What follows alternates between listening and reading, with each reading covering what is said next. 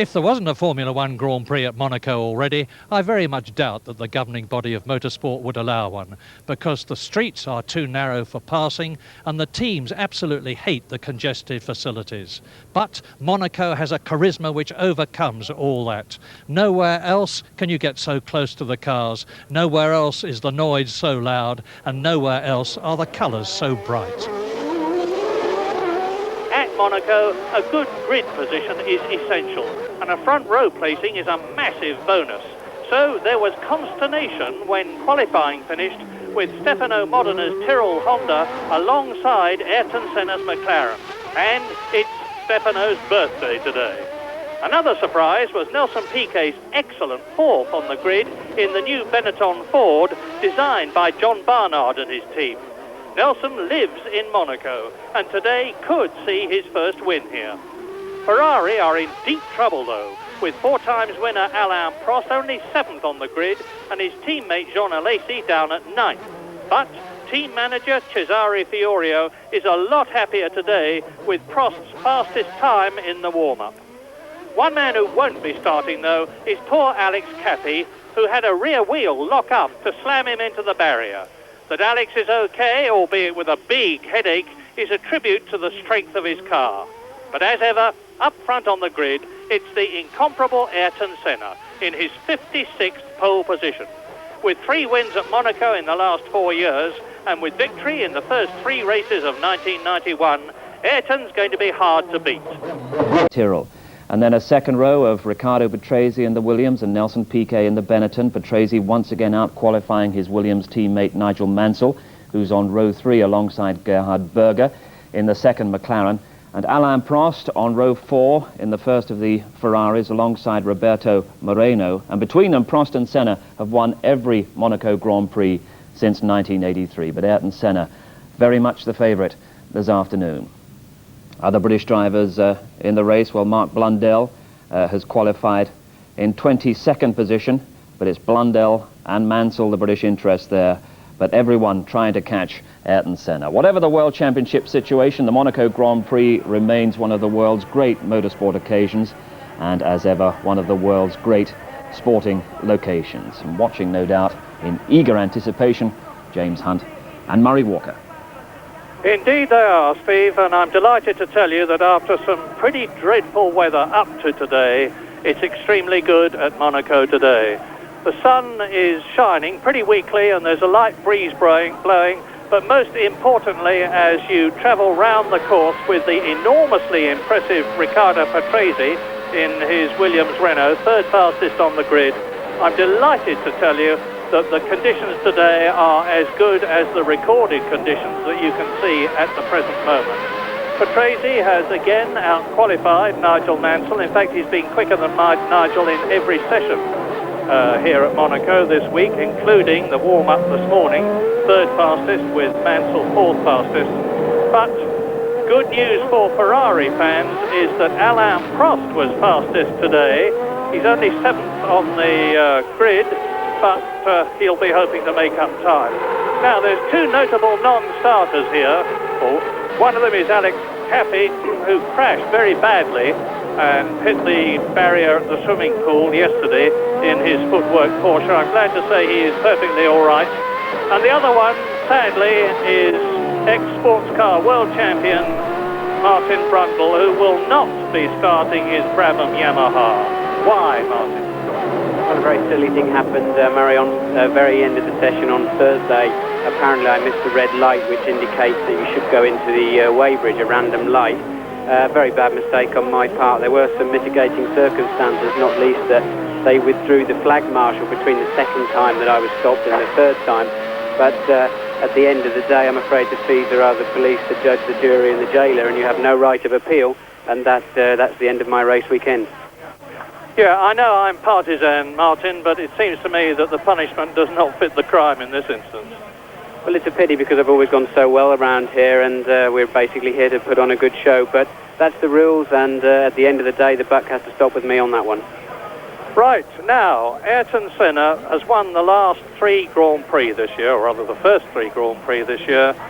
He has won 3 out of the last 4 Monaco Grand Prix. He's in pole position second fastest today. He's got the V12 Honda behind him in the McLaren, the new one, which is turning out to be a superlative motor car. Can you see anybody beating him today? Well, of course, Senna has a habit of winning Grand Prix, particularly street circuits, but Monaco has a habit of turning up surprises because it's so easy to make a mistake here. But he's starting on pole. I believe he's in the spare car, but with McLaren's record, that shouldn't be a problem, and somebody's going to have to drive very hard to beat Senna today. Senna is in the spare car. He decided after the half-hour final of practice this morning that he preferred that one. There was a minor problem with his engine in the race car, which has been changed, and if it was any other team than McLaren, it would probably be worrying them. But McLaren are able to ride over all these sort of problems effortlessly, and I don't think it's going to be a problem as far as Ayrton Senna is concerned. But, most interestingly, to put it mildly, second on the grid, alongside Ayrton Senna, just one car length back on this staggered grid, is going to be Stefano Modena, the Italian in the Tyrrell Honda, and he is, of course, James Hunt's protege.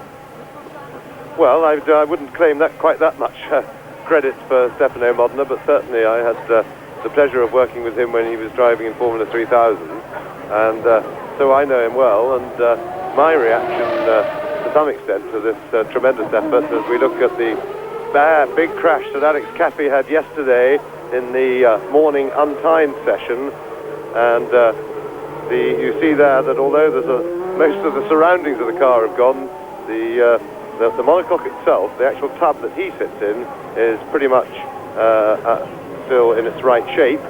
He's had a bit of a bump, but the monocoque, the chassis of the car has done its job, and here we see a replay of the car. Now it gets on the curb, it goes almost straight on, quite a heavy impact, but not an enormous one for a Grand Prix car.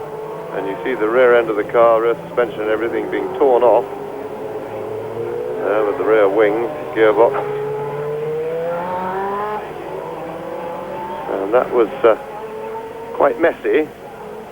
And one of the big dangers in an accident like that, of course, is the debris flying around the driver's head, which is relatively unprotected in the car sticking out like that. But Caffey's all right. That's the rear end of it being pushed away.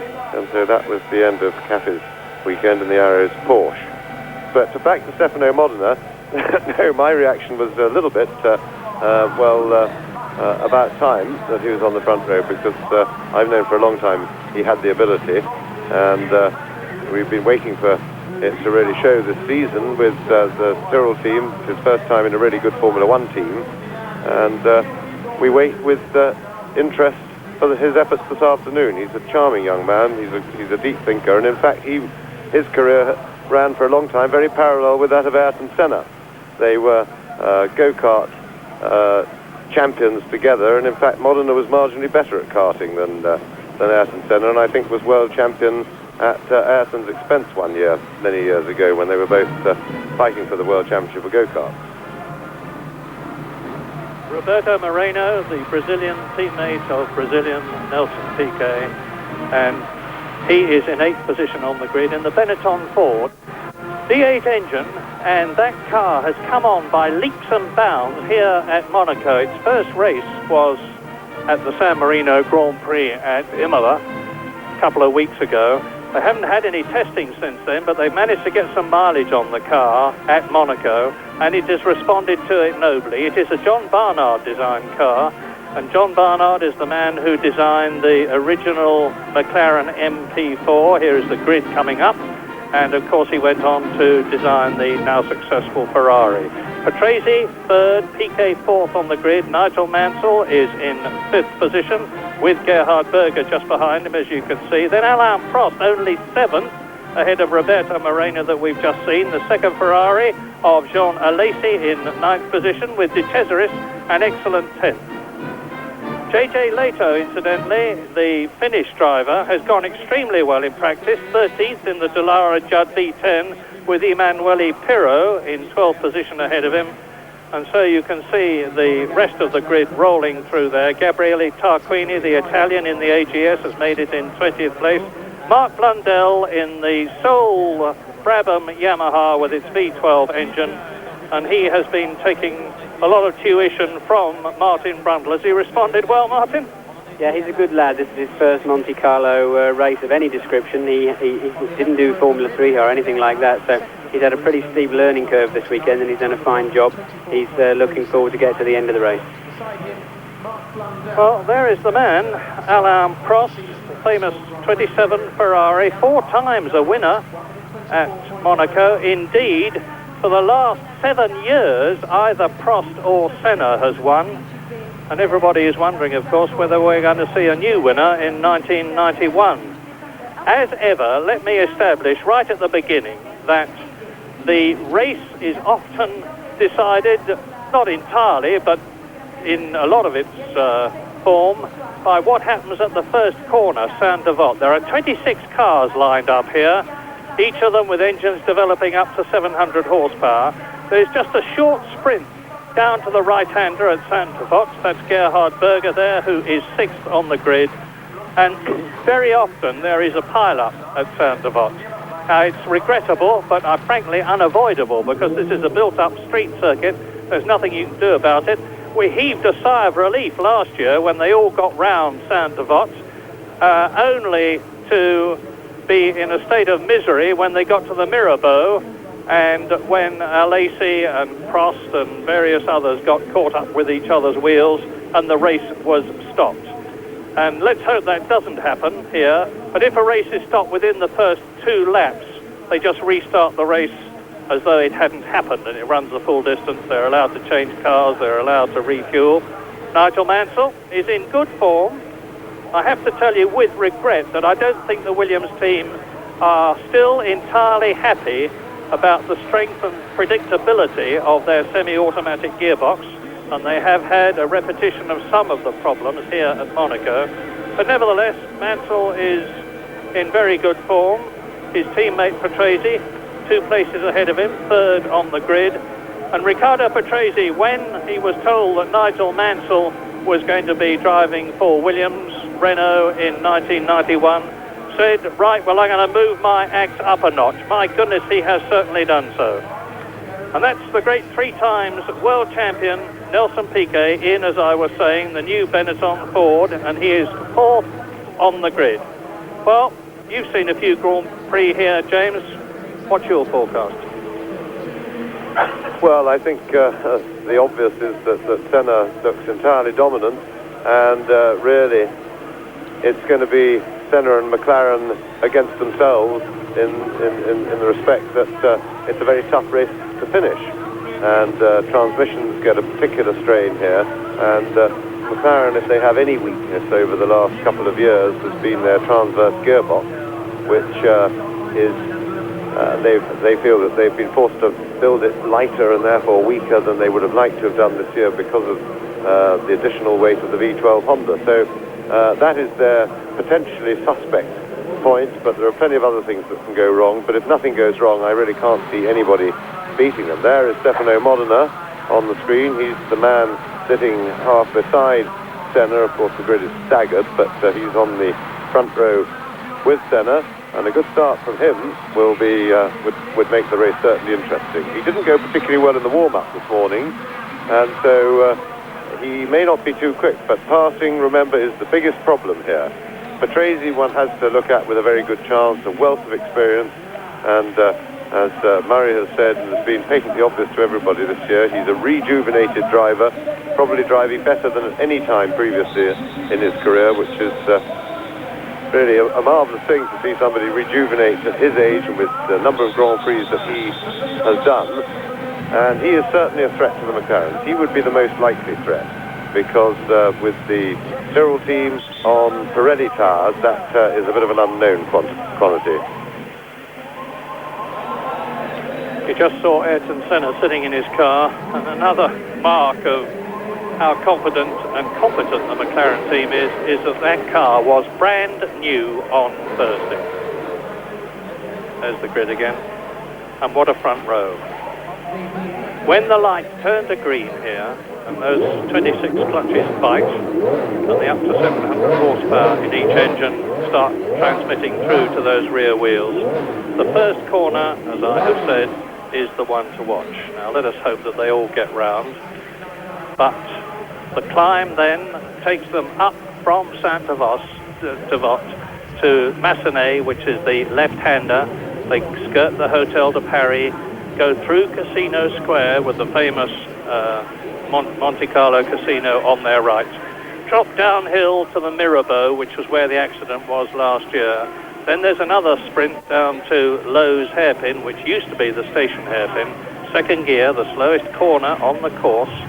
And we're sitting with Nigel Mansell, incidentally, in his Williams. And then from Lowe's, they go into the Portier through the tunnel, which makes the Monaco circuit unique these days, now that Detroit no longer exists as a Grand Prix circuit. Then around the swimming pool, which is a comparatively new section. The Monaco Grand Prix was started in 1929. This is the 49th of the series. And then from the swimming pool down to La Rascasse, the very tight right-hander. Another right-hander after that, past the old gasworks corner, and then through to the start. Each lap here is 2.1 miles long, and the lap record put up in 1990 by Ayrton Senna, 1 minute 1 minute 24.468. That's a speed of 88 miles an hour. Now, Senna's pole time this year, this Prince Rainier in the Royal Box, Senna's pole time this year, his 56th pole position, was 1 minute 20.34, and that is an average speed around the whole of this lap of 92.6 miles an hour. A quite incredible performance. With Mansell, and you're looking at his teammate, Riccardo Patrese car directly in front of you, and on the left is Stefano Modena, and this is the start of the parade lap for the 1991 Monaco Grand Prix. He'll move away, avoiding the suicidal cameraman who was taking that shot from the middle of the road, and away up the hill to the Casino Square. That's Saint-Devote. We're looking down at the corner. The cars are coming round, and then it's really like most parts of the circuit, no overtaking up the hill, because although it's flat out and it is a straight, the circuit meanders a bit from side to side, and somebody takes the line and you can't squeeze through. So Senna leading them round, Modena following, his first time on the front row for a Tyrrell, and a very long time since the Tyrrell has been on the front row. It was, I understand,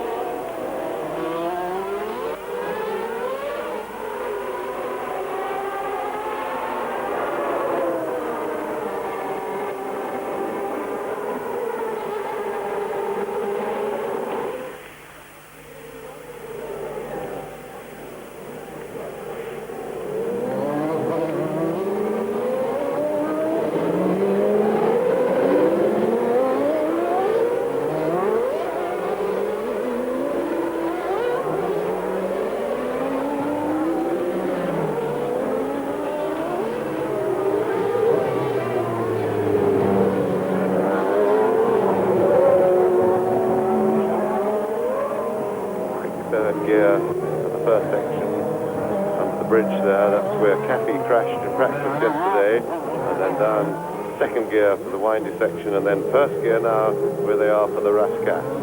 Very tight and twisty circuit, very demanding on the drivers physically, for hard work, for sheer muscle output to wrestle these cars round the circuit.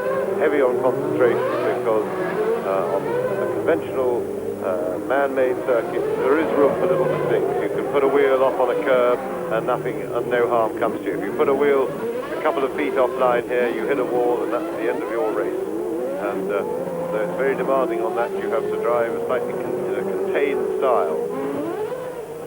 So Senna leading them round onto the grid. Pole man got quite a long wait now while the rest of the field backs up into their grid positions. And remember, everybody has to be in position before the starter will throw the red light, and then 4 or 5 seconds later to green. So watch for the red. Senna on the left, Modena on the right. There's enormous psychological pressure on Stefano Modena. It's the first time he's been on the front row, and getting to the right-hander at Saint-Devote first is going to be absolutely critical to the progress of this race. They are all in position now. 78 laps. It's a long, long time, a 2-hour race. Go! And away they go. It's a good start by Stefano Modena. All the rest of them it's Senna leading, Modena second, Patrese third. Mansell is in fourth position as they climb the hill towards Massenet. Senna. And behind Mansell is Nelson Piquet. Behind Nelson Piquet was one of the Ferraris, I suspect, Alain Prost. And already Gerhard Berger has got a problem. And look, he's got part of the barrier stuck underneath. No, it's part of the front wing has been dropped, caught off and pulled off his car. And off goes Nelson Piquet. Yes, Piquet under a problem under braking for Mirabeau there. Berger, we didn't see what happened to him, but he's had to restart right at the back of the field. Tremendous start by Stefano Modena, but whatever he did, Ayrton Senna, who didn't get off the line as well, managed to get into Saint-Devot ahead. And so Senna takes his expected place at the front of the field, but the start is always a lottery, and even Senna would have to work very hard to overtake anybody here. Overtaking is a problem. Mansell going well. And it's Prost and Alesi behind them. Now, Ayrton Senna, Stefano Modena, Riccardo Patrese, Nigel Mansell, the first four, as they exit the swimming pool down to the Rascasse. And you can see that, as ever, Ayrton Senna's trying to build up a lead, get a cushion. He's not succeeding at the present moment. It's very tight and twisty around here. In fifth position, it's Alain Prost, who's come up from seventh on the grid, of course, with Nelson Piquet definitely being out of the race. And effectively, there is only one McLaren left because Gerhard Berger is right down the field. He's got going again at the back of the grid. And there's a gap developing already between Stefano Modena. There's Patrese in third position, Mansell, Prost and Alesi. So one McLaren, one Tyrrell, two Williams up front. Now this is the right-hander at Mirabeau, down to Lowe's hairpin. Senna, Modena. Interesting to see that the Williams Renault picks up through the tight hairpins here of Patrese, and certainly the Renault engine is very, very smooth indeed, and that may well be a factor in what is clearly outstanding performance through the hairpins by the Williams Renault. Ayrton Senna is alleged, ideally, to prefer the V10 Honda engine to the V12, which he's got, and of course Modena has got the V10. Nigel Mansell hanging on in fourth place. Prost is fifth. Alesi is sixth. Moreno is seventh. And behind Moreno is Gasho. Nelson Piquet, of course, out of the race. So, Bertrand Gasho going extremely well. Or is it Andrea De Cesaris? It's De Cesaris. De Cesaris in eighth position as they round the Rascasse again.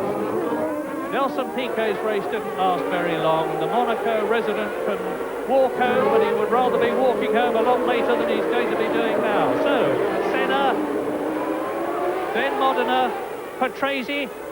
The first three are breaking away from Mansell fourth on his own. And Andrea De Cesaris in the Jordan Ford, using the same type of engine as the Benettons, but not quite such a good specification, is well up in the race. And into the second lap, Modena is still within a second of Ayrton Senna. There they are. Yes, and we might say that on the face of it, there is good news in that Senna is not walking away from the field, and at the moment making it look like a race.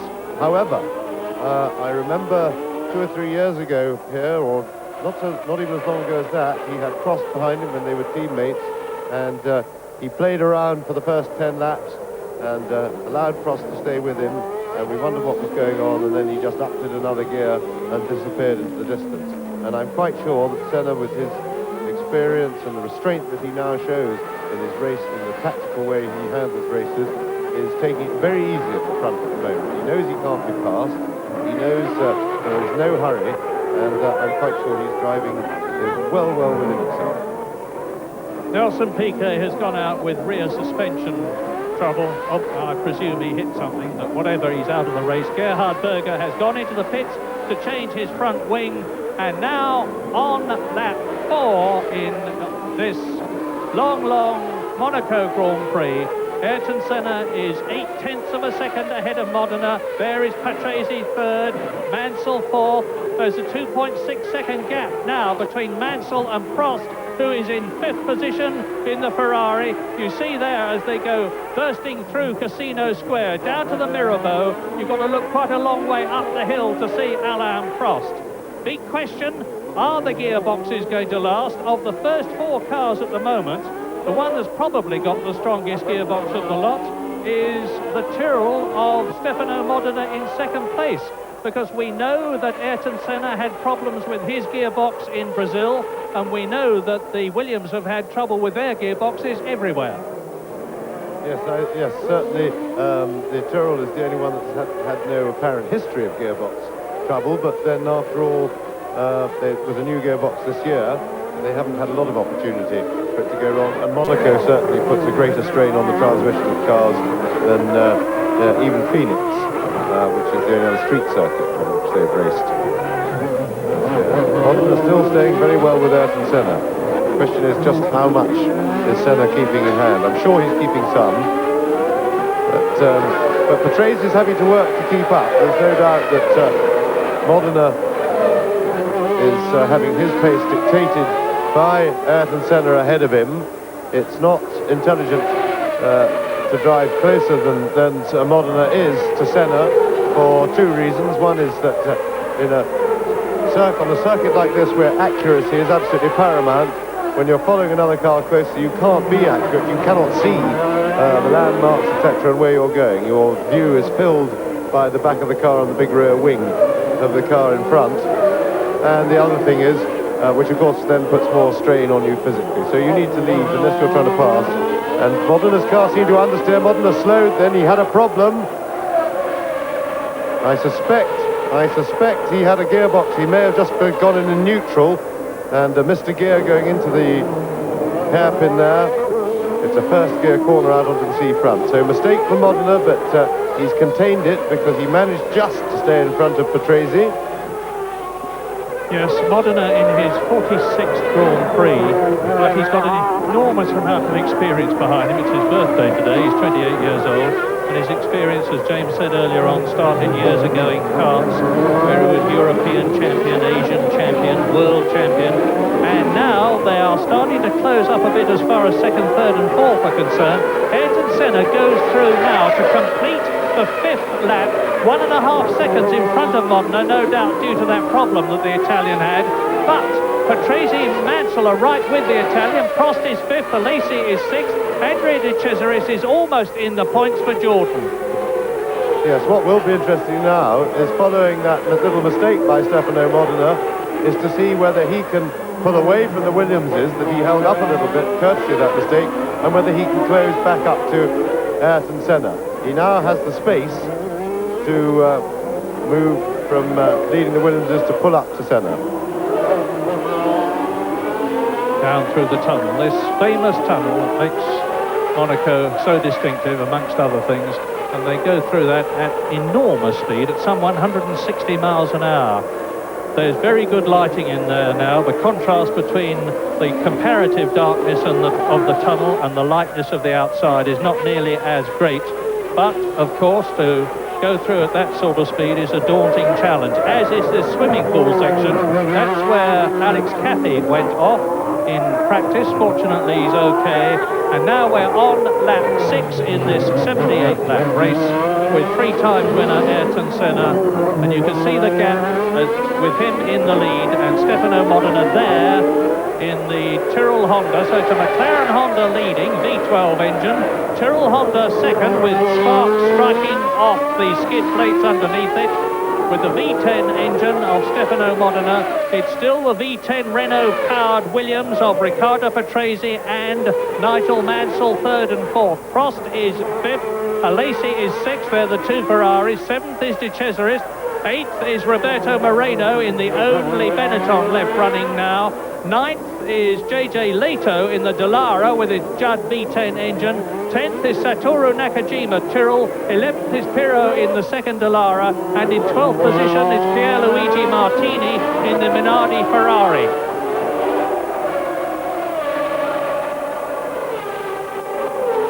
Senna, of course, with 3 victories this year behind him and with 3 Monaco victories behind him in the last 4 years. is a very settled and contained man. He knows exactly what he can do. He knows exactly what the car can do. He's backed up by what is probably the best administered and organised team in the business, McLaren, and it all shows at a place like this. But in the end analysis, it's going to be who finishes that matters. Last year, if you finished in the top three, you were one of the only three who had gone the race distance, because Monaco is a famous car breaker. And it looks to me now as though the Ferrari of Alain Prost in 5th position is definitely closing. Yes, indeed it is. There is Prost, 4 times a winner, and he's closing up on Nigel Mansell that we are riding with now, up the hill into the Massenet and Casino Square. Yes, and Mansell for a while held fast this lap, but he caught teammate Patrese. And this could be a little problem for him if he wants to get past Patrese, because he's now getting attention from Alain Prost behind. In the meantime, Modena in 2nd place, as after that little mistake he made, they seemed to arrive at that corner with a box full of neutrals, and he has pulled away a little bit from the Williams Renaults, but Senna in the meantime is pulling away at front. Modena now just over 2 seconds behind Senna, and 1.5 seconds clear of Patrese. So it's all marginal stuff, but Modena seems to be able to pull away just from the Williams Renaults. That legend on the right indicates that number 1 Ayrton Senna in the McLaren is in the lead. 4 Stefano Modena in the Tyrrell Honda is in 2nd place. It did not show that Andrea De Cesaris, the Italian, the man who's driven in more Grand Prix than anybody else without winning one, is in 7th place in the Jordan Ford. And Andrea seems to be a new man this year. My goodness, that Marshall needs his brains testing. He was nearly collected by Ayrton Senna there, and I don't know whether the Brazilian had to back off or not, but that's a very, very lucky Marshall indeed. Senna then through Casino Square. Look at the gap visually as he drops down the hill. That corner that you were just looking up the hill there at is, in my opinion, the most exciting one in Grand Prix racing to stand and watch, if you're lucky enough to have the right sort of pass. And there's Senna, Modena, Patrese, Mansell, Prost. They're the first 5. That's Alesi in 6th position, closely challenged by Andrea De Cesaris in 7th place. 7 seconds behind De Cesaris is Moreno 8th. Leto is 9th still, Nakajima 10th, Pirro in 11th position, and Pierluigi Martini is still 12th. Down to the new chicane, Alain Prost. Ferrari's problem, unlike that of McLaren, is that they have a lot of internal warfare, and it has been showing up this season. But Prost is definitely the steadying influence. He knows how things should be done because he has seen it from very close observation when he was with the McLaren team, and he is gradually tutoring the Italians to do it the right way. But the car is an excellent one. You can see that Prost now, with all his experience, and experience in particular at pacing himself in a race, is starting to close. Williams, Ferrari, Patrese, Mansell, Prost. Alesi in the background, taking things steadily, still in 6th place. And Senna is pulling away from Modena just a tiny bit, but Modena in the meantime is pulling away from Patrese in 3rd place. And by pure uninteresting coincidence, Modena is 2.364 seconds, or he was as they crossed the line then behind Senna, and he's oddly enough 2.364 seconds ahead of Patrese. Yes, thank you, Fish. So, out of the race already, Gerhard Berger, well, out of the race effectively. He may be back in it with a new wing, but I don't think he's going to be much of a problem as far as the rest of the entry is concerned. Nelson Piquet definitely out of the race. Ivan Capelli in the Leighton house, and they're having a dreadful season, has been into the pits. And you're looking now at Jean Alesi, the Sicilian, in his 1st year with Ferrari, his 4th race with Ferrari, and behind the distinctive green livery of the Jordan Ford. It's a brand new team this year, founded by Eddie Jordan, the irrepressible Irishman who made his name as a driver originally in Formula Ford and Formula 3. And then, of course, brought on Jean Alesi as the European Formula 3000 champion in Eddie Jordan's team. And now Eddie has got an outfit of his own. And look how well Andrea de Cesaris' 7th position is going. But, of course, the problem here is, even if you can get up to Alesi's Ferrari, getting past at Monaco. Yes, passing at Monaco really requires a mistake, or certainly the cooperation of the driver in front, other than out-and-out bravery. And if the driver in front wants to actively not cooperate, and he uses his head, he can drive maybe even as much as 3 seconds a lap slower than he can go and that you want to go, and there is not a lot you can do to pass him. It really is a bit of a joke trying to pass here, but then it's a long race and opportunities do arise. Drivers make mistakes, cars have little mechanical dramas that allow paces to change, but the problem is if you get stuck in the traffic, it can take you a very long time, like a whole race, to get out of the rut in which you are if you're trying to pass several cars. So this is Riccardo Patrese. Exiting the Rascasse into the so-called finishing straight, which is anything but, up to the line with Nigel Mansell behind him and with Stefano Modena in front of him. And Gabriele Tarquini in the AGS, the Italian, who qualified quite well, would appear to be out of the race. He's in the pits, I can see him, you can't, and there's not much sign of activity around his car.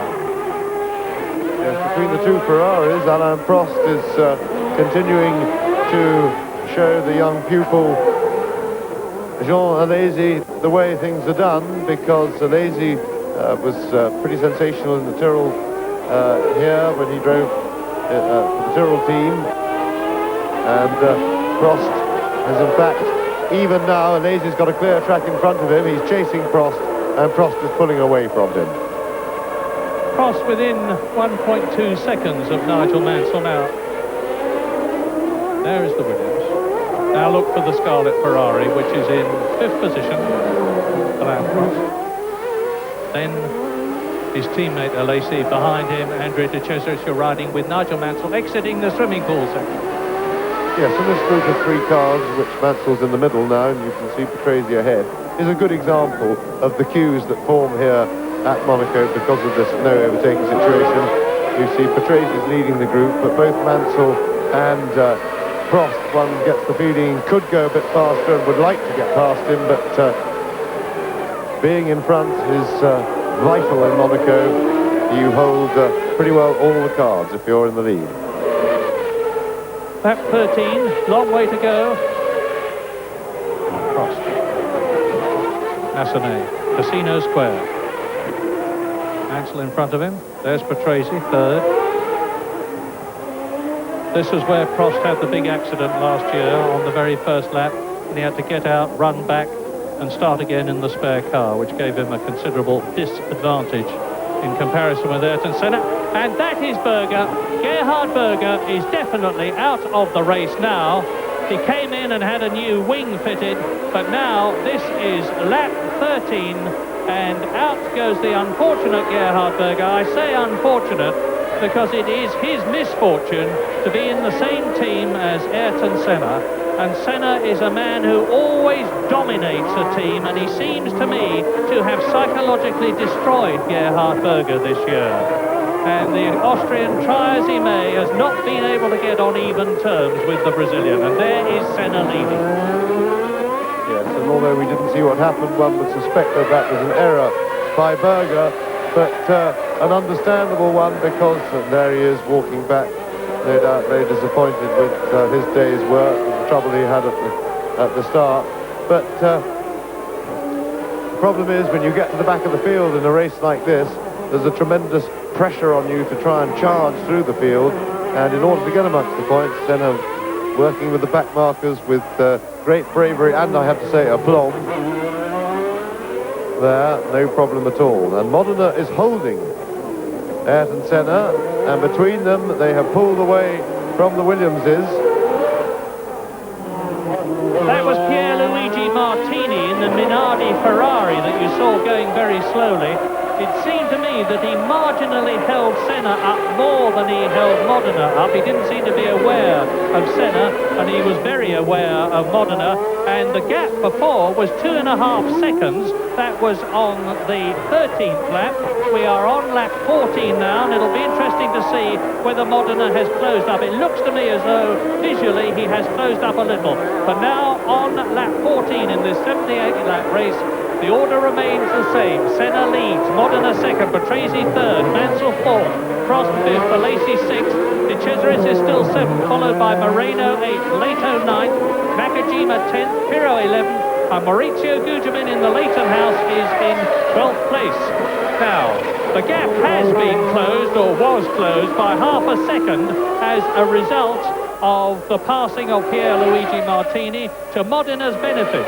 And you can see now how the Italian Stefano Modena in the Tyrrell Honda is definitely pulling away from the two Williams. He's now nearly 4 seconds ahead of third man Patrese.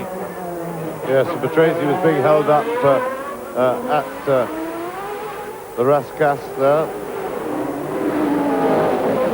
Rather Sandebot, and he's finally got through, and it's taken him too long to pass Pierluigi Martini, who's a pretty experienced driver, and he got out of the way reasonably well for Modena. He wasn't very helpful to Senna, but at least once he'd been alerted to the presence of the leaders, he helped.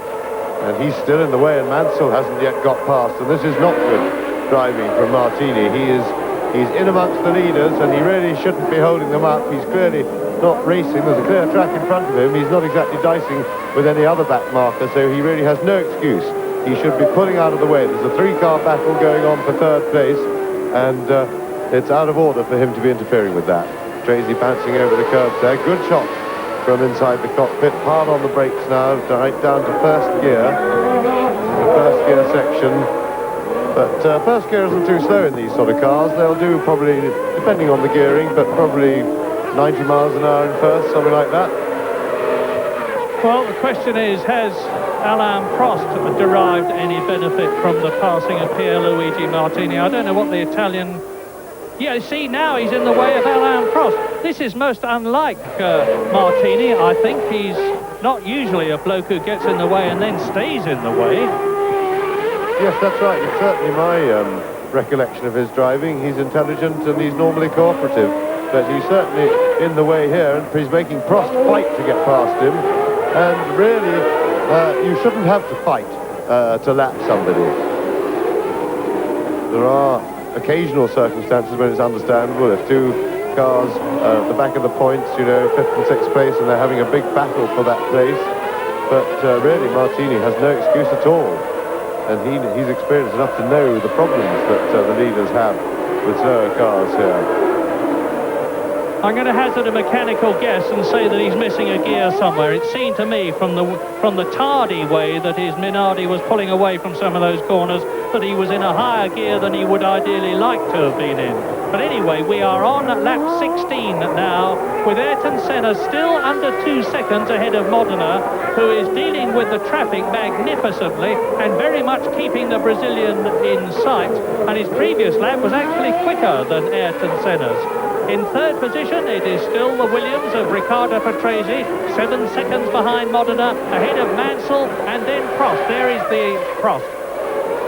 Yes, and what this does do now, Prost has lost a lot of time. It gives us a chance where Prost has got a clear lap to see just how quick Prost is. Because if he can go a lot faster than he has been when travelling stuck behind the two Williamses, then if he can find a way past, it means that he may be able to chase and catch the leading pair. Mansell, of course, that also applies to. He's been stuck behind Patrese because at the moment Senna and Modena are pulling slowly away. Well, Senna's pulling away, Modena's dropping back slowly on him, but he's got 7 seconds, Modena has, back between himself and Riccardo Patrese. And for once I'm going to say I wish we could look back down the field a bit, because there's an absolutely superb scrap going on between Alain Prost's teammate John Alesi in the second Ferrari. Well, we're seeing it now. There it is going into the new chicane, and Andrea De Cesaris, both of whom have got past Pierluigi Martini. And De Cesaris, the Italian, is right up with the Ferrari. He's in 7th place. The Jordan has yet to finish in the points. It so very nearly did so at Phoenix and Brazil and San Marino. Maybe it'll do so here. Look. Yes, let's hope the director stays with this battle, because it's potentially volatile. Alesi is a hard, ambitious young man, and not known for giving way and making things easy. De Cesaris is a charger himself, and it looks as if De Cesaris is lining up to have a go. One of the obvious places is down the hill now, after they exit the Casino Square, to try and outbrake another car into the Mirabeau, but he's not close enough this time. That's into the Mirabeau corner. And certainly the Jordan team are really making a good impression in Grand Prix racing. They're a beautifully turned out team. The car looks extremely smart and functional. It looks quick. It is quick. And they have arrived with a real bang. And it's an embarrassment for a Ferrari, with all their experience and everything, to have a brand new team on a limited budget well, frankly, being held up by a Ferrari. And they're probably well happy that here, where it's that much more difficult than usual for the junior to get past. But the only thing that isn't Irish about the Jordan team are the two drivers, because Eddie Jordan, of course, very much an Irishman. Gary Anderson, who designed it, is Irish. Some of the money for the team has come from Ireland itself, and they're doing jolly well. And we are now in lap 19, on lap 19, and Pierluigi Martini is still, by the standards of the people in front of him, bumbling around the circuit. He is well down, and it's still Senna who has extended his lead a little. He's just gone round 0.3 of a second faster than Modena. But I must say, I'm full of admiration for Modena, and now the Ferrari and the Jordan are catching Michele Alboreto in the sole footwork Porsche. That's the new Alan Jenkins designed car, the twin of which was crashed by Cathy yesterday. De Cesaris took a little bit of a risk there, because I wasn't sure whether Alboreto had seen him, but it enabled him to stick right with the Ferrari. He did what you can very often do, and that is when a backmarker makes room. If you stick right on the gearbox of the car that he's made room for, you can follow through in the same hole. And that's really what Andrea did there. Interesting technical battle here, because it's a V12 engine Ferrari and a V8 Ford powered Jordan, and there were a lot of people at the beginning of the season who said that a V8 had got no useful life left in it. Well, De Cesaris is certainly proving them wrong, and now we are riding with the Benetton Ford of Roberto Moreno, the Brazilian, exiting the swimming pool. That's the Rascasse restaurant on the right, and Moreno at the wheel. Well, at the moment we have pretty much a two-horse race between Senna setting the pace and Modena clinging on. And that is how it looks to me, looking at the lap times. While Modena's lap times have been very consistent, Senna's have been up and down a little bit, but he does seem able to put in quicker laps than Modena whenever he wants to. And that suggests to me that he is driving, as I said before, in my opinion, with a fair bit in hand. There are no extra points for winning the race by a mile. You don't have to. All you have to do is win it to get your 10 points. You don't have to be a lap ahead of everybody. And Senna, I think, is probably using his experience to drive very conservatively here. He knows that the biggest difficulty in this race is to finish it. For him, anyway, much more difficult than leading it and being quick enough. And he will have been driving right from the start with a view to finishing.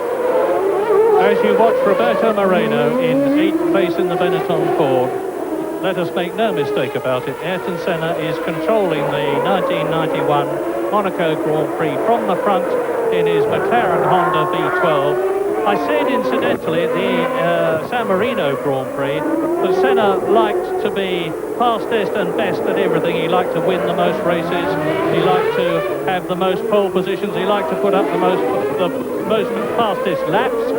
And no less an authority than Andrew Ferguson of Lotus pointed out to me that Senna does not, in fact, always go for the fastest lap, because he's usually in front and he doesn't have to make the fastest lap. It's the people behind him who are desperately trying to catch him and get past him who have to go quicker.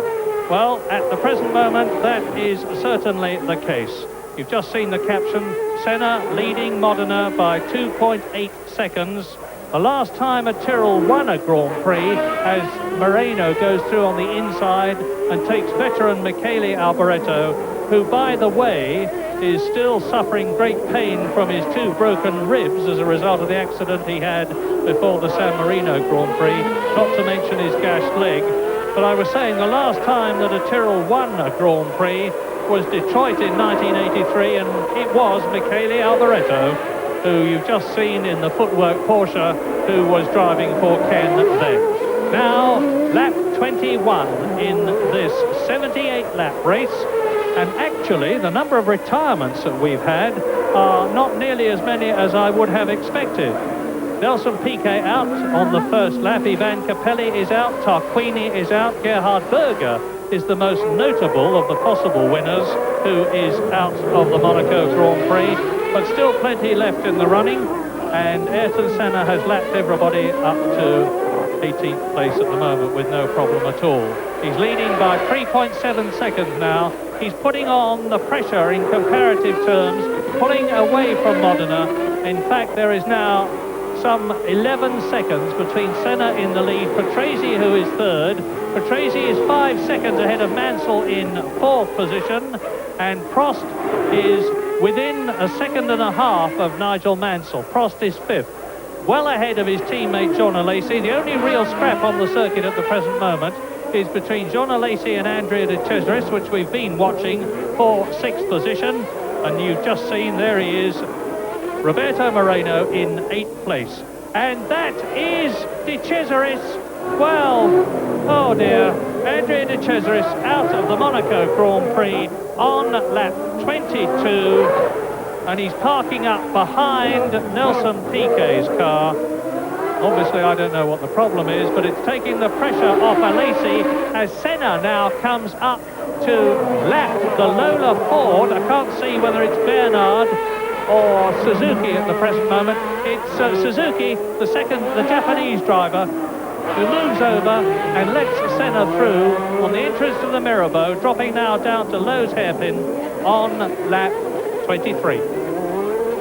Yes, and now Senna's well and truly getting amongst the traffic. It'll be interesting to see just how well Stefano Modena can cope with the traffic, because, of course, he should, in theory, have a slight advantage over Senna when getting amongst the traffic, because Senna, being the leader of the race, alerts those back markers that the leaders have reached them and are coming through, and so second place man, at least they should be a little bit more aware of his approach. Senna coming up to lap Gianni Morbidelli, the Italian in the Minardi Ferrari. It's only his 6th Grand Prix, and he knows his manners and moves over and lets Ayrton Senna through. And there's a big battle developing now, which hopefully we'll be able to see, because whilst Alesi was being challenged by Andrea de Cesaris, only for de Cesaris to drop out, Alain Prost is now right with Nigel Mansell in 4th position as Ayrton Senna goes through to start his 24th lap, 3.3 seconds ahead of Stefano Modena, who was lapping the previous lap marginally quicker than Senna. But Senna knows exactly what the score is. He's matching Modena's lap time all the way round, maintaining a cushion in front of the Tyrrell Honda. Ayrton Senna very close to his apartment now. The next corner, but one, after this right-hander, is where he retired so dramatically in 1988 and disappeared, walked back to his flat, shut himself away and disappeared until the next day. Doesn't look as though that's likely to happen today, because Senna is very much in control of everything. Now that's Stefano Modena coming out to Morbidelli. You saw how Senna dealt with the Minardi Ferrari. And by the way, the V12 Ferrari engine in that Minardi is not to the same specification as the ones in the Works Ferrari cars.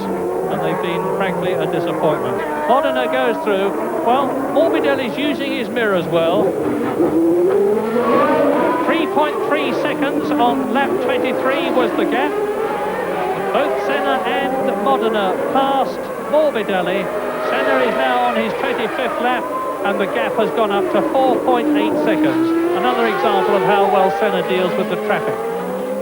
Yes, and Morbidelli wasn't as helpful to Modena as he had been to Senna, but part of that is, of course, because Senna, they're so used to seeing Senna going a lot quicker than a lot of these drivers, to a certain extent, psyched by him, and they see him coming and they jump out of the way.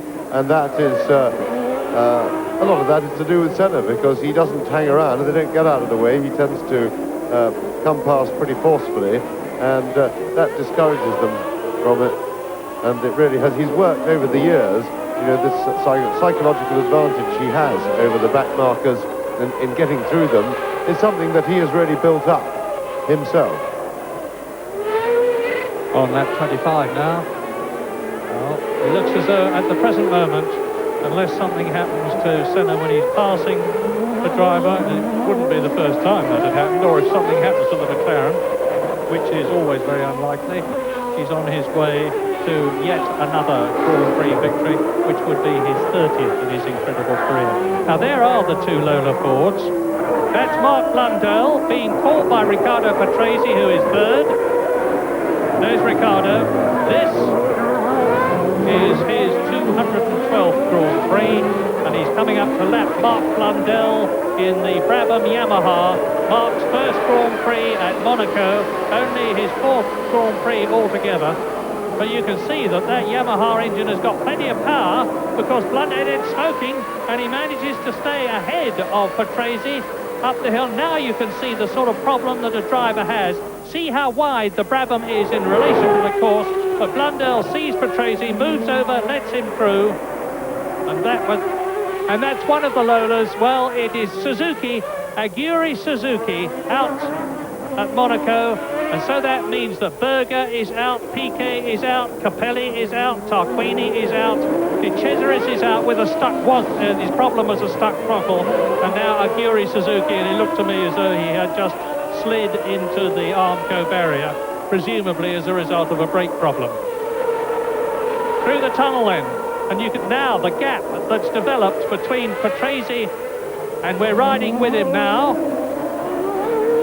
This is the drop down with the Hotel Metropole on the left, the right-hander at the Mirabeau. Looking at it from Patrese's point of view as he comes down to Lowe's hairpin, about 40 miles an hour, into the right-hander before the Portier. This is it. That leads through third gear, fourth gear, fifth gear, through the tunnel at 160 miles an hour, building up to 165 on the exit, and then down to the new chicane. Well, Modena has clawed a little bit of that gap back. It's now under 4 seconds, but of course it's going to bounce around with the traffic. But the traffic is now very much a factor of life for the rest of the race, although it will thin out with retirements during the race. The leaders will now, the cars are pretty evenly spread all over the circuit. Now we're looking from Patrese's Williams Renault. He's got traffic ahead, and he's going to have to find a way around.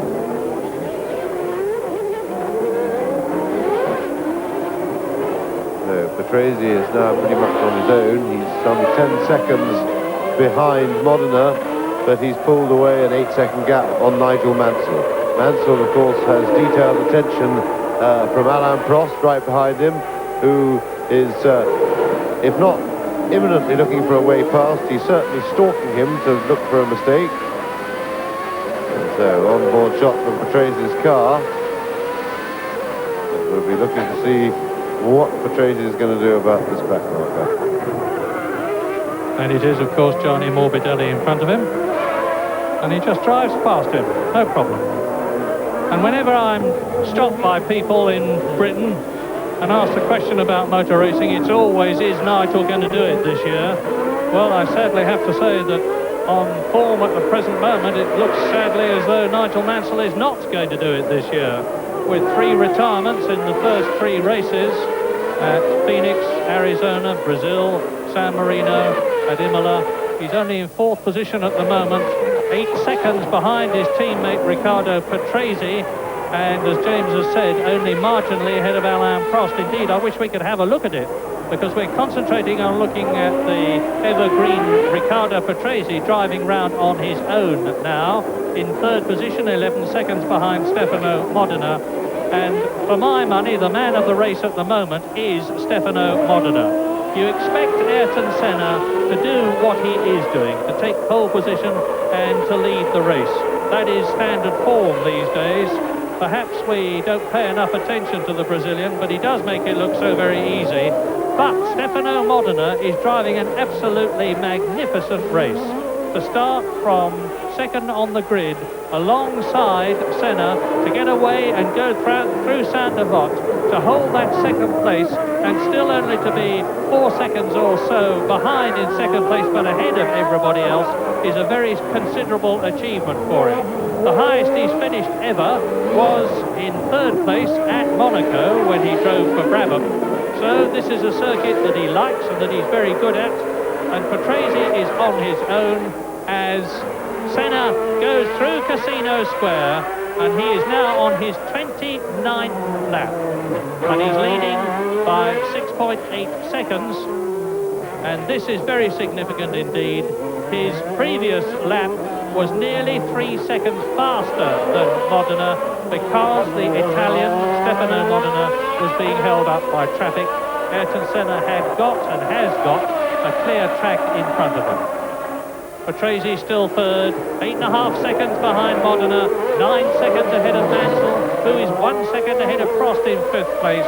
John Alesi in the 2nd Ferrari is in 6th position, and if there has been an inquest at Maranello, the Ferrari headquarters, about the performance of the Prost and Alesi cars, and drivers for that matter, at the first 3 races of the year, I would expect it to be intensified after Monaco if they don't do better here than they are doing now, because this is the 4th race in the 16-race season, 25% of the way through it, and whilst Ferrari are in 2nd place in the Constructors' Championship, they are an incredible 30 points behind the leaders McLaren, as Senna comes up to ex-Ferrari driver Michele Alboreto, who won 3 races for Ferrari, 2 for Tyrrell, and is here in the footwork Porsche. And that Porsche engine has been a big disappointment too. Everybody expected Porsche, who after all designed the TAG turbocharged engine, which McLaren used with such tremendous success, to have no problem in producing a 3.5 litre normally aspirated engine for Grand Prix racing. But it has been a sad disappointment. And we are now on lap 30. And Senna will be maintaining his rhythm, making sure that if he's coming up to lap people, he does it cleanly and smoothly to avoid going into them, as he has done in the past. Yes, but he's an older and wiser man now. He's very experienced. And of course he has the luxury of being able to dictate this race very much as he wants. So he can judge the way he arrives at back markers upon which part of the circuit he gets close to them to make his bid. And certainly this is a race in which he has, at the moment, with the car running well, total control on everything that's going on. He's fully aware of Modena's speed behind him. Modena is struggling now. The traffic has taken Senna further away. The gap now is 8 seconds, and that is mostly through traffic for Stefano Modena. And in fact, he's thought traffic has hurt him quite a lot, because Patrese has come back from some 10 seconds behind Modena to now 7.5. So Modena, of the leaders, has thus far done worse than the traffic, but there's a long way to go and a lot of slower cars to pass yet. Lap 31 then, race order. Ayrton Senna leads by 8.2 seconds. Stefano Modena 2nd, 7.5 seconds ahead of Patrese, who is 13 seconds ahead of Alain Prost, who has gone up to 4th position ahead of Nigel Mansell, unseen by you on your monitors, for the simple reason that it wasn't shown. Nigel Mansell then in 5th position now, dropping back. He's obviously got a problem. John Lacey, you can see the gap there between him and Nigel Mansell, is in 6th position. Roberto Moreno in the Sol Benetton Ford is 7th. JJ Leto, who finished 3rd at San Marino, having had to pre-qualify, a brilliant achievement, is well up the field at the present moment there. And the Finnish driver is definitely a man to watch.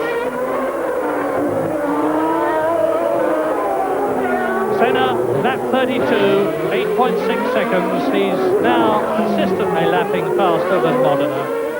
And Riccardo Patrese is 9 seconds behind the Williams. And it's significant, of course, that the Honda technicians here, who look after respectively the V10 and the V12 engines of the Tyrrells and the McLarens, are in competition with each other, and they're in 1st and 2nd places, with Senna in the McLaren, Modena in the Tyrrell, both of them showing the way to the Williams Renaults of Patrese and Mansell, 3rd and 5th, the V12 Ferrari of Alain Prost in 4th position, and the V12 Ferrari of Jean Alesi in 6th place, Roberto Moreno in 7th position. Well, Mansell lost some 4 seconds to Alain Prost on his first lap behind him, but whether that's because we haven't been able to see him, but whether that's because he was in trouble or whether it's because there's a back marker in the way, we will have to just wait and see.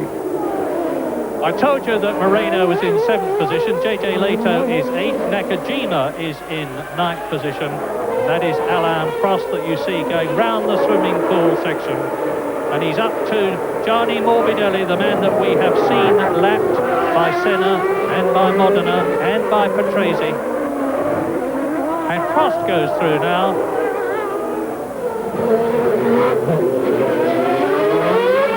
But the first two, Senna and Modena, are both lapping in under 1 minute 26. Riccardo Patrese is lapping in 1 minute 28.9 and Prost 1 minute 28.0. So Alain Prost, 12 seconds behind Riccardo Patrese, is cutting into the Italian's lead. That is Alain Prost in 4th place, and he's the interest in the race at the present moment. You can see that he's 11.78 seconds, or was, behind Riccardo Patrese. He's cutting into the Italian's lead at the rate of 1 second a lap.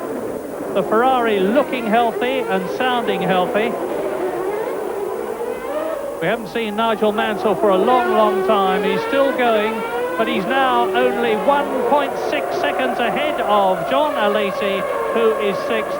And I'm confident that Mansell has got some sort of a car problem, because Nigel is a fighter and a charger. He loves Monaco. He has never done well here and was hoping to do well here today, but it was destined obviously not to be. There was the time, I remember, when he was leading in the Lotus in the rain, only to go off into the barrier.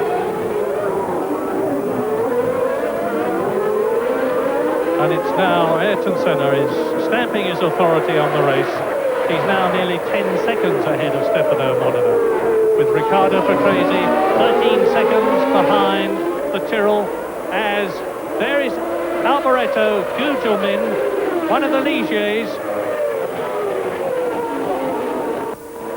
and Bertrand Gachot is still running in 13th position in the 2nd Jordan Ford, his teammate of course, and that is Gachot on the inside, trying to take Thierry Boutsen in the Ligier Lamborghini, the blue car, who is 12th. So you're looking at the 10th, 11th, the 11th, 12th, 13th and 14th drivers now.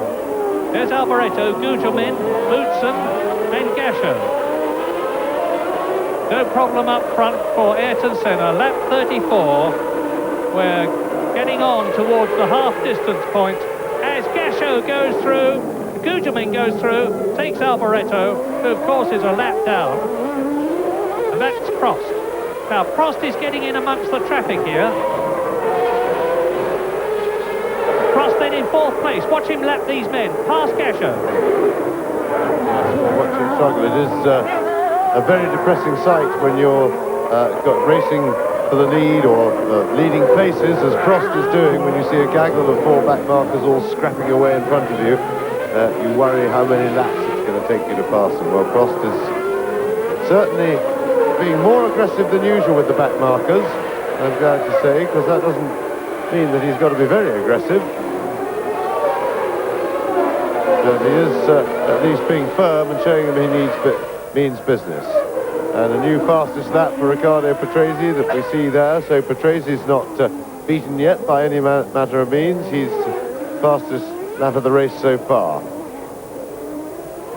Yes, but it's still well below the lap record. Ayrton Senna's 1 minute 24.468. But they are still, well, not at half distance yet, so they will have rather more than half a fuel load on, and the fuel, of course, is heavy. But that is Riccardo Patrese that you're looking at now. Second in Brazil. The only Williams car to finish a Grand Prix thus far this year, because in 6 starts, Nigel Mansell retired 3 times, Riccardo Patrese retired twice, and Riccardo finished, as I have just said, in 2nd place in Brazil, to give him the 6 points which have put him into 4th position in the World Championship. And he's going through now to start his 36th lap, and he's 12 seconds behind Modena, who is now 9 seconds behind Senna.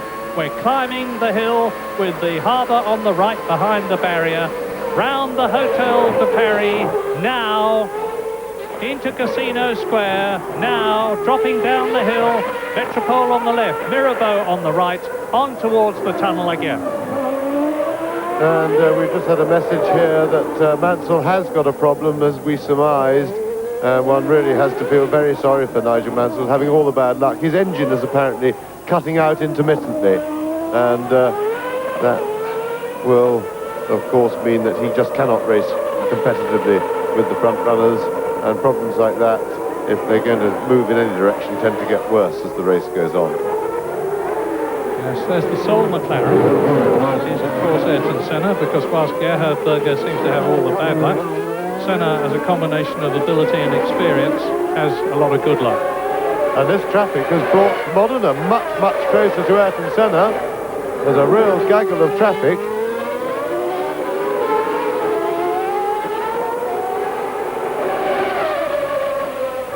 Oh, there was a Tyrrell in there, unless that was Nakajima being lapped.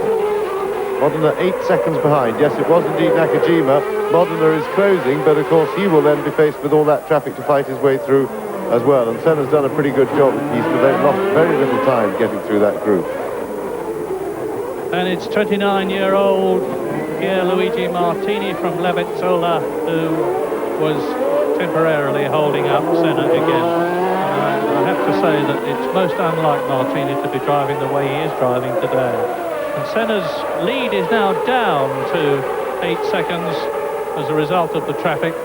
And Modena is actually lapping a second faster. And there's a spin. Is that Modena or is it Nakajima? It's Nakajima who's spun. There's Modena going through.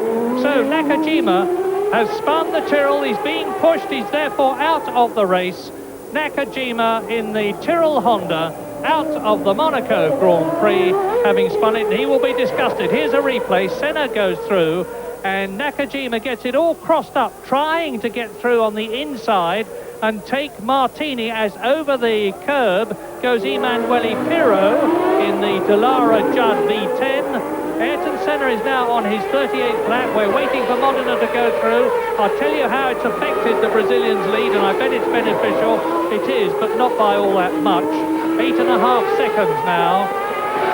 So Stefano Modena, who had to jink round the side of his teammate Satoru Nakajima, has lost half a second to Senna.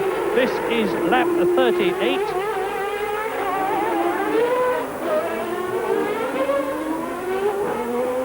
Well, there is the man whose birthday it is today, Stefano Modena, still in second position. Yes, and important moment for Modena. Let's see if he can get through past these back markers quickly, because Riccardo Patrese, of course, has closed up. Naturally, there is Nakajima just taking his helmet off, and that really was a mistake on his own. There was a bit of a kerfuffle going on in front, but he had space to avoid it, and that really just underlines how terminal it is here. With one little slip, it's all over. Now, Modena.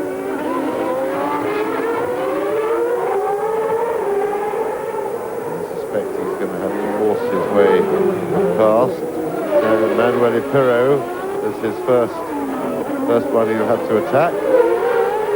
If the power of the Honda V10, and Pirro I don't think is going to help him. Now you see Senna would definitely have been passed by now, and if Modena doesn't make positive moves himself, he's not going to get past him. Yeah, he's got the Judd V10 powered Dallara in front of him. And hats off to John Judd, incidentally, because he and his very small team at Rugby are producing engines as Modena goes through. No, he doesn't, because Pirro forcefully slams the door in his face. And all the time, Modena is losing time now, because not only has he got to get past Pirro, who is in 9th position, but then he's got to lap again Martini in the Black Minardi Ferrari. Yes, and that was terrible driving by Pirro going into Mirabeau. He clearly didn't see Modena, had no idea he was there, and yet the blue flag was being waved at him, and all he was doing was looking at the chap in front. And Pirro's an experienced driver, and he's never been that quick, so you'd think he'd have time to look around him, but maybe that's why he hasn't been that quick. Well, I'm saying apropos of Pirro's engine, as we reach half distance now, because we are on lap 38, that John Judd and his team have to produce engines for sale, whereas, of course, Renault give their engines to Williams, Ferrari provide their own engines, Honda give their engines to their teams. And I think John Judd and his team have done an absolutely superlative job in their first year with this V10 engine, after saving the day for the Williams team when they lost Honda engines by providing them with Judd V8s. So it's Pirro and still Martini in front of him, and still Modena doesn't get past, and the gap now is 13 seconds to Modena and Senna. Yes, this is the crisis for Modena. He's losing 4 seconds a lap here, and Pirro, oh dear, and that's not helping Modena. These two fighting amongst themselves. Pirro's all over the road. He just carved him up again. This is really disgraceful driving by Pirro. Modena trying to hold second place down in the Grand Prix. He's got important work to do, and Pirro's just twice he's moved over right on top of him, and that will discourage Modena from trying to pass him, because he doesn't know what the chap's going to do. Not only that, but Riccardo Patrese, you just saw him come into the chicane, is coming right up to Stefano Modena. Patrese in 3rd position was a long 10 seconds behind Modena. It's down to 5 seconds now, and if Modena can't get past Pirro and Martini, who is just as much of a problem as Pirro is, it's going to mean that Riccardo Patrese is right with the second place man.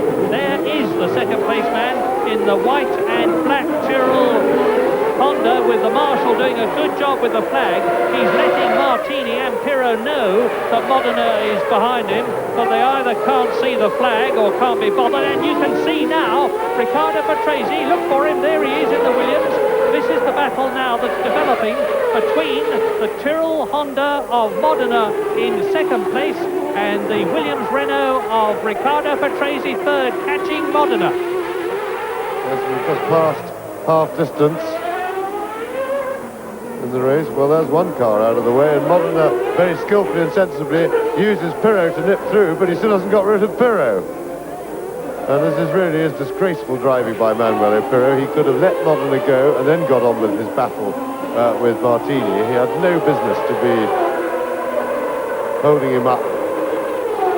And Patrese having trouble, Riccardo Patrese, but I should think the power of the Renault engine will get him past, and it has indeed. So Modena has really suffered, because Patrese, for whom he built up a 12-second lead through hard work, has had it reduced to nothing in the space of 3 laps, courtesy of Emanuele Pirro. That is Riccardo Patrese that you are looking at now in 3rd place, with a real incentive. The incentive to catch Riccardo. He's got past Martini. Now through to complete another lap. Meantime, Ayrton Senna is now 20 seconds, nearly 21 seconds ahead of Modena, who still hasn't got past Emanuele Pirro. The Roman Emanuele Pirro. It's his 27th Grand Prix, and he's not going to be very proud of this one. Now watch Patrese. I wonder if Patrese is going to have any more luck. Now this is from Patrase's car. And through at last goes Modena. And is Pirro going to let Patrese through? No, thank you. Yes, please, he's through. Now, and that has been a gigantic benefit to Riccardo Patrese, 36 years old, from Panama, and he's on his way now. We could well see a change for second place, although Modena has got a clear track in front of him. He'll be able to build up to the speed that he was at before. He's been lapping nearly 3 seconds a lap slower than Senna. They're on lap 42 now, and this has, in my opinion, put the race on a plate for Ayrton Senna. The 21-second gap that he's got now will enable him carefully and calmly, with all his knowledge and experience, to control the race from the front. Yes, in the meantime, the officials were showing the black and white cross flag to Pierluigi Martini, who certainly was holding Pirro up, and Pirro might well say, well, I was trying to get past him too, and why should I look in my mirror? But that's not the point. He was being lapped, and he's an experienced driver.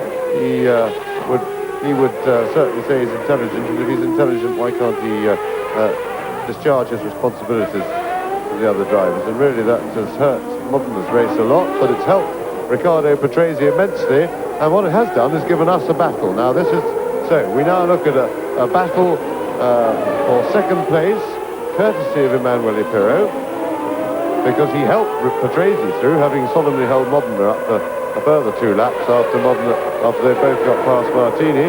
But it gives us a big blow up and oil from Modena's car, and it looks like Patrese has spun on it, and that looked like a massive engine blow up. And Patrese's hit something. Patrese lost control of his car on the oil, and you can't say that's any fault of Patrese. It's one of those things. Modena's gone straight on, and what a disappointment for the race. We've lost 2 second and third place men in a flash. Yes, and out too has gone Michele Alboreto. All of a sudden, we're getting a lot of retirements. Well, you can tell from the way Riccardo Patrese is standing indignantly looking down towards Stefano Modena, and now his downcast appearance, that he really is totally dejected, and with every good reason, as the marshals push in the footwork Porsche, the new one, the only one to start this race, with Alex Caffey having destroyed the other one so thoroughly in practice. And now up into second place has gone Alain Prost. The two protagonists are at it again. Ayrton Senna leading, Alain Prost in second position. That is Jean Alesi there going through. And I remind you that either Prost or Senna have won the Monaco Grand Prix for the last 7 years. Nigel Mansell is up into third position. And whatever the problem is, he seems to have at least partly mastered it, because he has just done his fastest lap. Alesi is in fourth place. Up into fifth place goes Roberto Moreno, and back again in the points, as he was in the San Marino Grand Prix at Imola, goes JJ Leto in the V10 Judd-powered Dallara. And that is the Ferrari going through on the inside and taking Thierry Boutsen in the Ligier Lamborghini. And Ayrton Senna now out on his own. I said that he would be very happy with a 20-second lead. Well, he now has a 35-second lead, and in the race distance that's left, because we are on lap 44 with 34 laps to go, I can't see even Alain Prost catching Ayrton Senna. And we'll see how the lap times compare as the Frenchman comes up to Pierluigi Martini, the mobile chicane at Monaco today in the Minardi Ferrari. It's a Ferrari, and he's at it again. Prost really has to bully his way through. Yes, and that was rather impressive. That's fairly un-Prost-like driving. and Martini has been given the warning flag for bad driving and not paying attention to his mirrors, and I would have thought that he must be facing disqualification if he continues to be unhelpful. That's Piccone Alboreto walking back, and we saw his footwork arrows parked beside the track, possibly something to do with the Modena blow-up, because he seemed to park it there in the same incident, or maybe he was avoiding Patrase's resultant spin. And here are the first 20 then, while you watch Prost exiting the tunnel. It's Senna leading Prost by 40 seconds. Mansell is 15 seconds behind Prost. Lacey is 5 seconds behind Mansell in 4th place. Then it's Roberto Moreno in 5th place. Lato 6th, Pirro 7th, Gugelmin 8th. Thierry Boutsen is in 9th place, a lap down. Bertrand Gachot is 10th. Morbidelli is 11th. Bernard is 12th. Hakkinen in the Lotus is 13th, 1 lap down. Modena in 14th position, of course, now is out of the race. So effectively there are only 13 cars competing on this, the 46th lap, and I would bet big money that there's going to be several more coming out of the Monaco Grand Prix. Only 3 went the distance last year. Now, Senna is lapping at the moment 2.5 seconds faster than Prost, but that was when Prost was still fighting his way through the traffic. There he is, on his way. This is the man who has won more Grand Prix than anybody else in the history of Grand Prix racing. A magnificent 44 victories, and that is Maurizio Gugelmin out in the Leighton house. Yet another retirement for him, because Maurizio this year has only finished once. San Marino. Senna. An utterly commanding performance.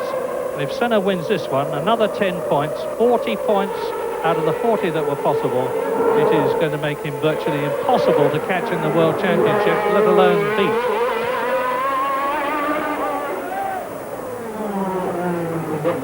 Senna is now taking it very easy. He's lapping some 1.5 seconds slower than he's shown us that he's capable of going at the moment. We will see if Prost, I doubt very much whether Prost is going to make any real effort to chase Senna. I think Prost will know that Senna has got plenty in hand. The gap has stayed very, very much the same as it was a lap ago. 44 seconds, and that's a mountain to climb, but there would be some benefit, of course, in Prost keeping going as fast as he can without overstressing his car. He's got a secure second place, and he's got to be aware of that. He's 10.5 seconds in front of Mansell, who's in 3rd, but he needs to keep the pressure on Senna, because if he makes Senna keep driving hard, that can, of course, keeps the mechanical pressure on Senna's car, and he might just get a breakdown. Unlikely to get a mistake from Senna with that big a cushion. Now we have something interesting. I don't know if we're going to be able to see it, but Martini has been given a time penalty. That's the first time that this new rule has been implemented in Grand Prix racing this year. And the penalty is a regular one of 10 seconds, and the way it works is, after a complicated procedure from the clerk of the course to the team in its pit, the driver has to come into the weighing area, which is at the entrance to the pit lane, stop for 10 seconds, and then go on his way. And I presume, I don't know, but I presume that time penalty has been imposed on Martini for unsportsmanlike driving, which was why he was shown the black and white flag earlier on. And they've decided that his blocking tactics, whether deliberate or accidental, are unacceptable. Now, it may be significant that Pierluigi Martini, who has been pretty fed up with his own lack of progress this year, said if he didn't get a World Championship point, or 2, or 3, or 4, he would retire from racing. Well, he actually got some points at the San Marino Grand Prix, but he doesn't seem to be doing very much about it subsequently.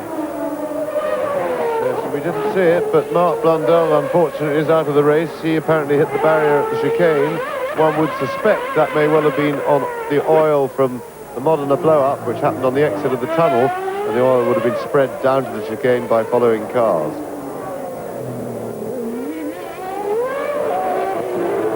An unfortunate race meeting, really, for the Brabham team, with the incident that affected Martin Brundle on Thursday in the first qualifying. What did seem very strange to me was that he didn't get a chance to qualify on Saturday with no time, with just his time taken away from Thursday, because there was no suggestion that the car was actually illegal, and they had plenty of chance to make sure it was running legal on Saturday, and it seems to be a negative thing to do, just to reduce the entry to Grand Prix over a rule such as that.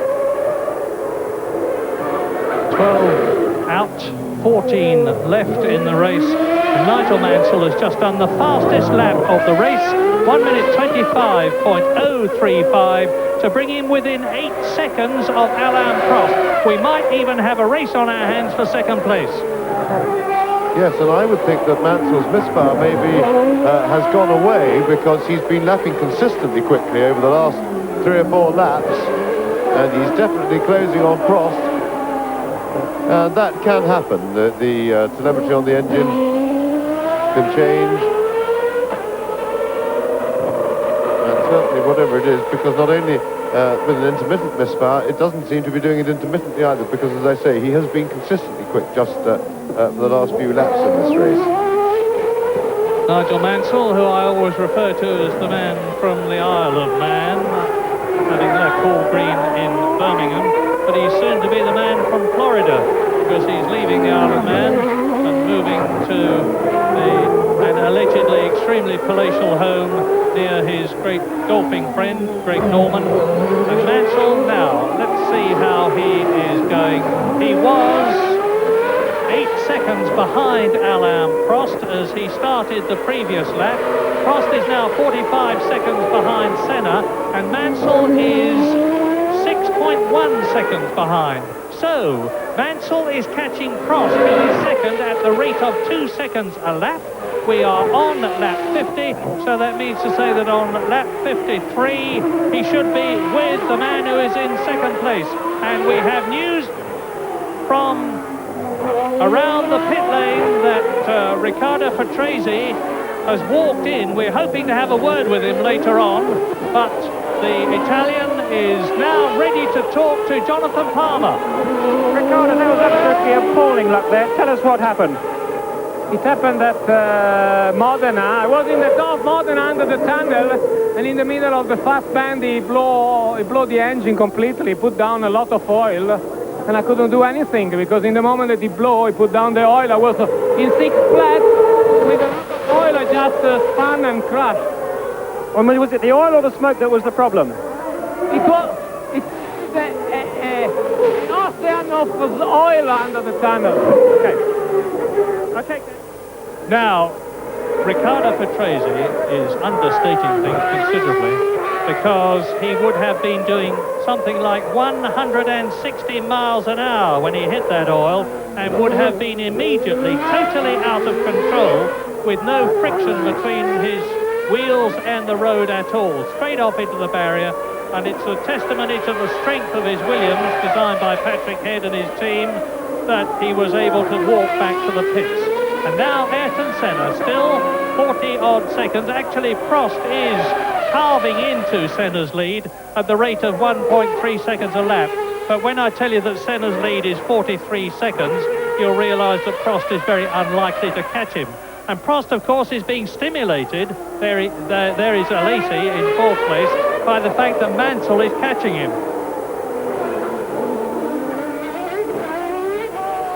Sean Alesi, not the best buy that Ferrari have made, in the opinion of a lot of people.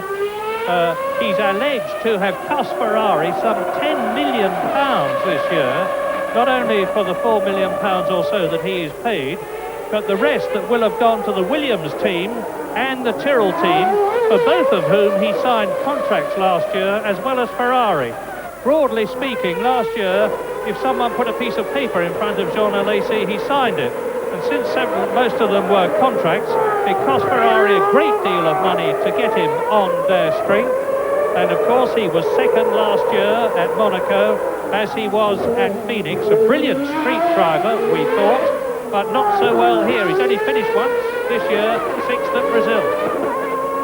Yes, and Mansell's charge towards Alain Prost in second place has produced a response from Prost finally, and he has upped his speed a little bit and is now holding Mansell, and in fact has finally gone 1 second closer to Ayrton Senna, because he'd been monitoring his pace very much with Senna. They've been keeping the gap very much at 44 seconds for quite some time, but finally Prost, as I say, has responded. But 5 seconds isn't a lot to play with, and when Mansell gets on a charge, he can drive in a very inspired fashion.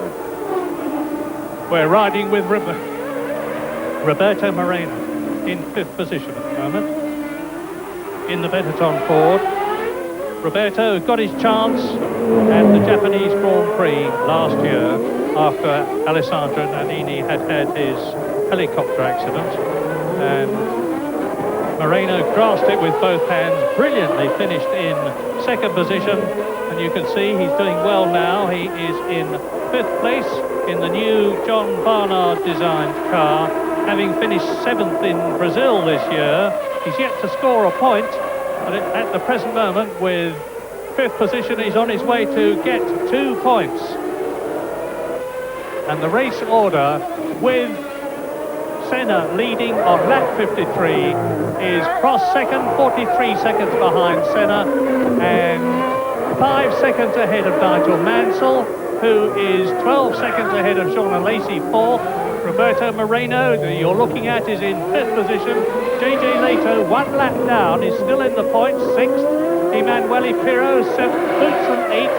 Cascio is in ninth position. Bernard, 10th. Hakkinen, 2 laps down in the Lotus, is 11th. Morbidelli is in 12th position.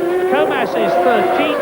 And in 14th place is Pierluigi Martini, with Gianni Morbidelli 3 laps down, the last of the runners, in 14th place. And the fastest lap we have so far is Nigel Mansell, lap 48, 1 minute 25.035, which is some half a second below the lap record. And in the pit lane, Jonathan Palmer is with Mark Blundell. Mark, things seem to be going well for you. For the Brabham Yamaha, it all seemed to come to an end in the tunnel. Tell us what happened. I think Alboreto must have dropped some oil coming through the tunnel, and myself, Stefano Modena and Patrese have all gone off on it. Quite a large accident, maybe about 150 miles an hour. The ironic thing is I just overtaken Bernard on that same lap, and he's now in 10th place, so I'm a little bit cheesed off about it. A great shame. Hard luck, Murray. Back to you, Murray.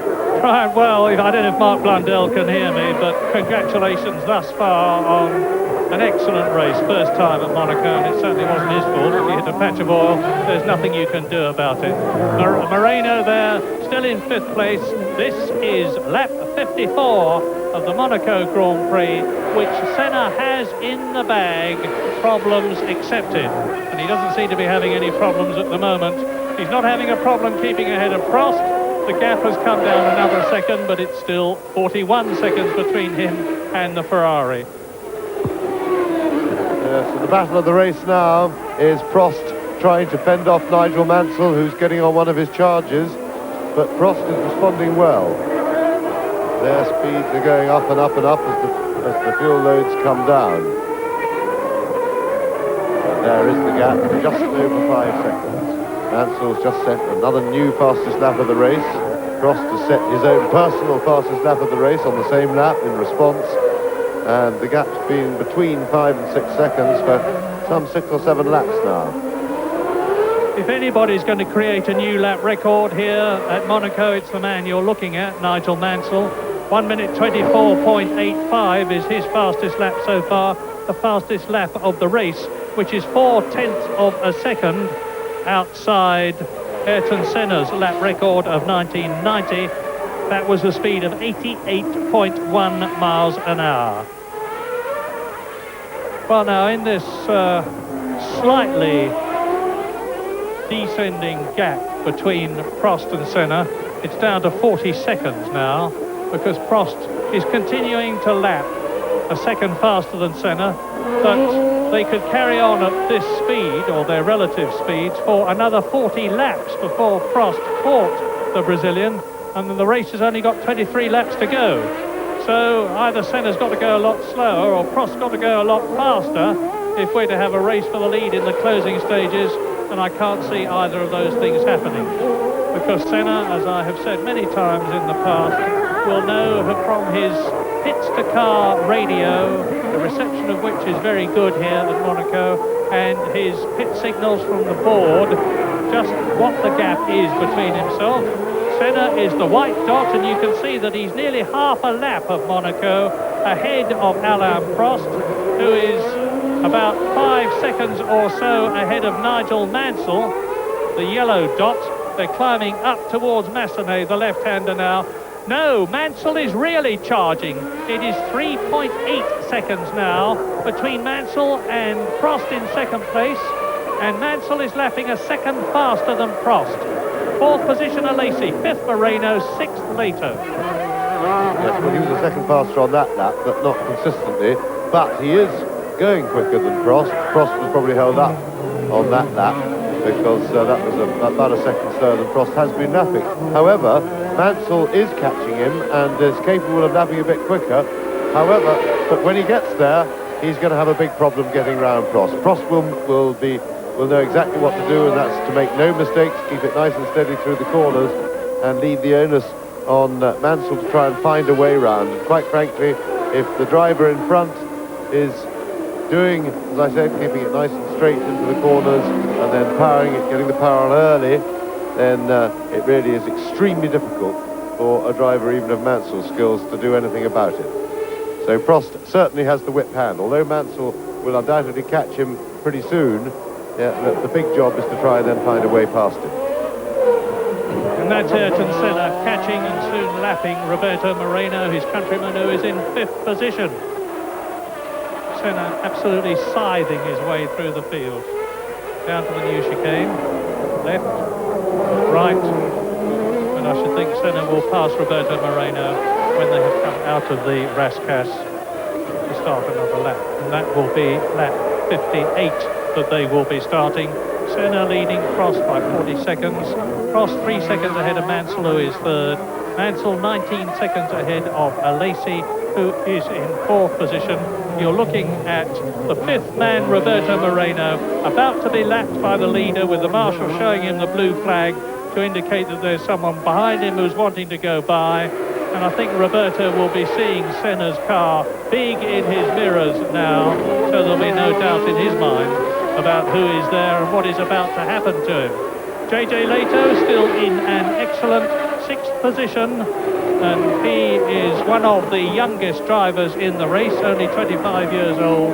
Seventh, and he's a lap down, and it's his teammate Emanuele Pirro as Senna goes through, so he's lapped everybody up to fourth place now. Pirro in seventh place. 2 laps down is Boutsen in the reliable but slow Ligier Lamborghini. He is in 8th place. 9th is Bertrand Gachot, still running in the Jordan Ford, unlike his teammate Andrea de Cesaris, who went out a long time ago. 10th is Eric Bernard, still running. Mika Hakkinen in the Lotus, 11th place. 12th is Eric Comas. And here are the retirements up to lap 58. Gerhard Berger out, Nelson Piquet out, Capelli, Tarquini, more later. And Mansell is now less than 2 seconds behind Prost, progressing towards Alain Prost. And you see it as they exit Lowe's hairpin into the tunnel. 1.9 seconds. Prost lapping in 1 minute 26.3. Mansell 1 minute 25.2. So Mansell is keeping up that 1 second a lap faster rhythm and momentum as he closes on the V12 Ferrari of 4-time winner here at Monaco, Alain Prost. Up to the swimming pool section.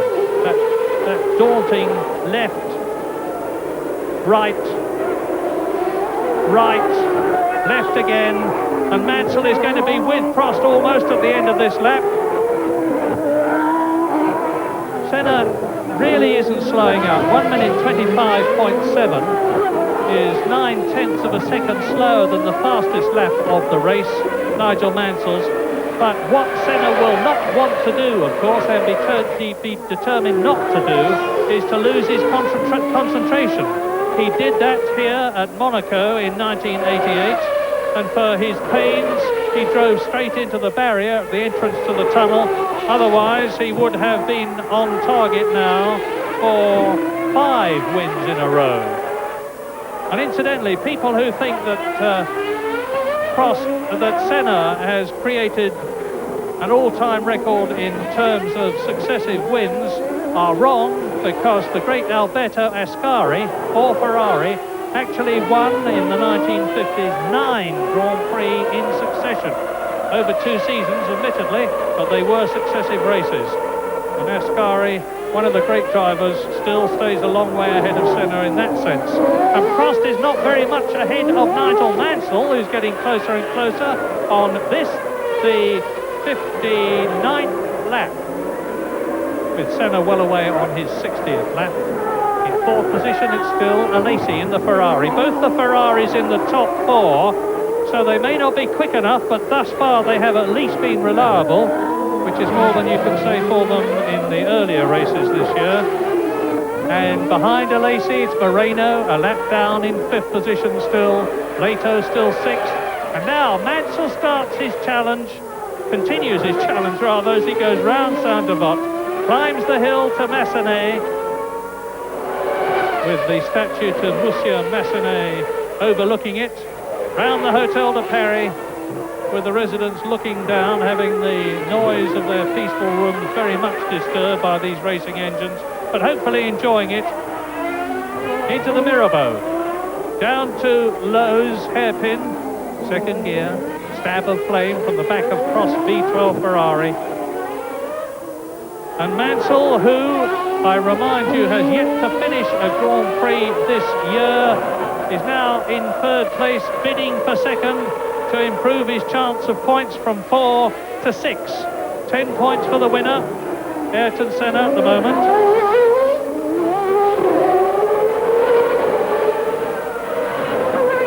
18 laps to go.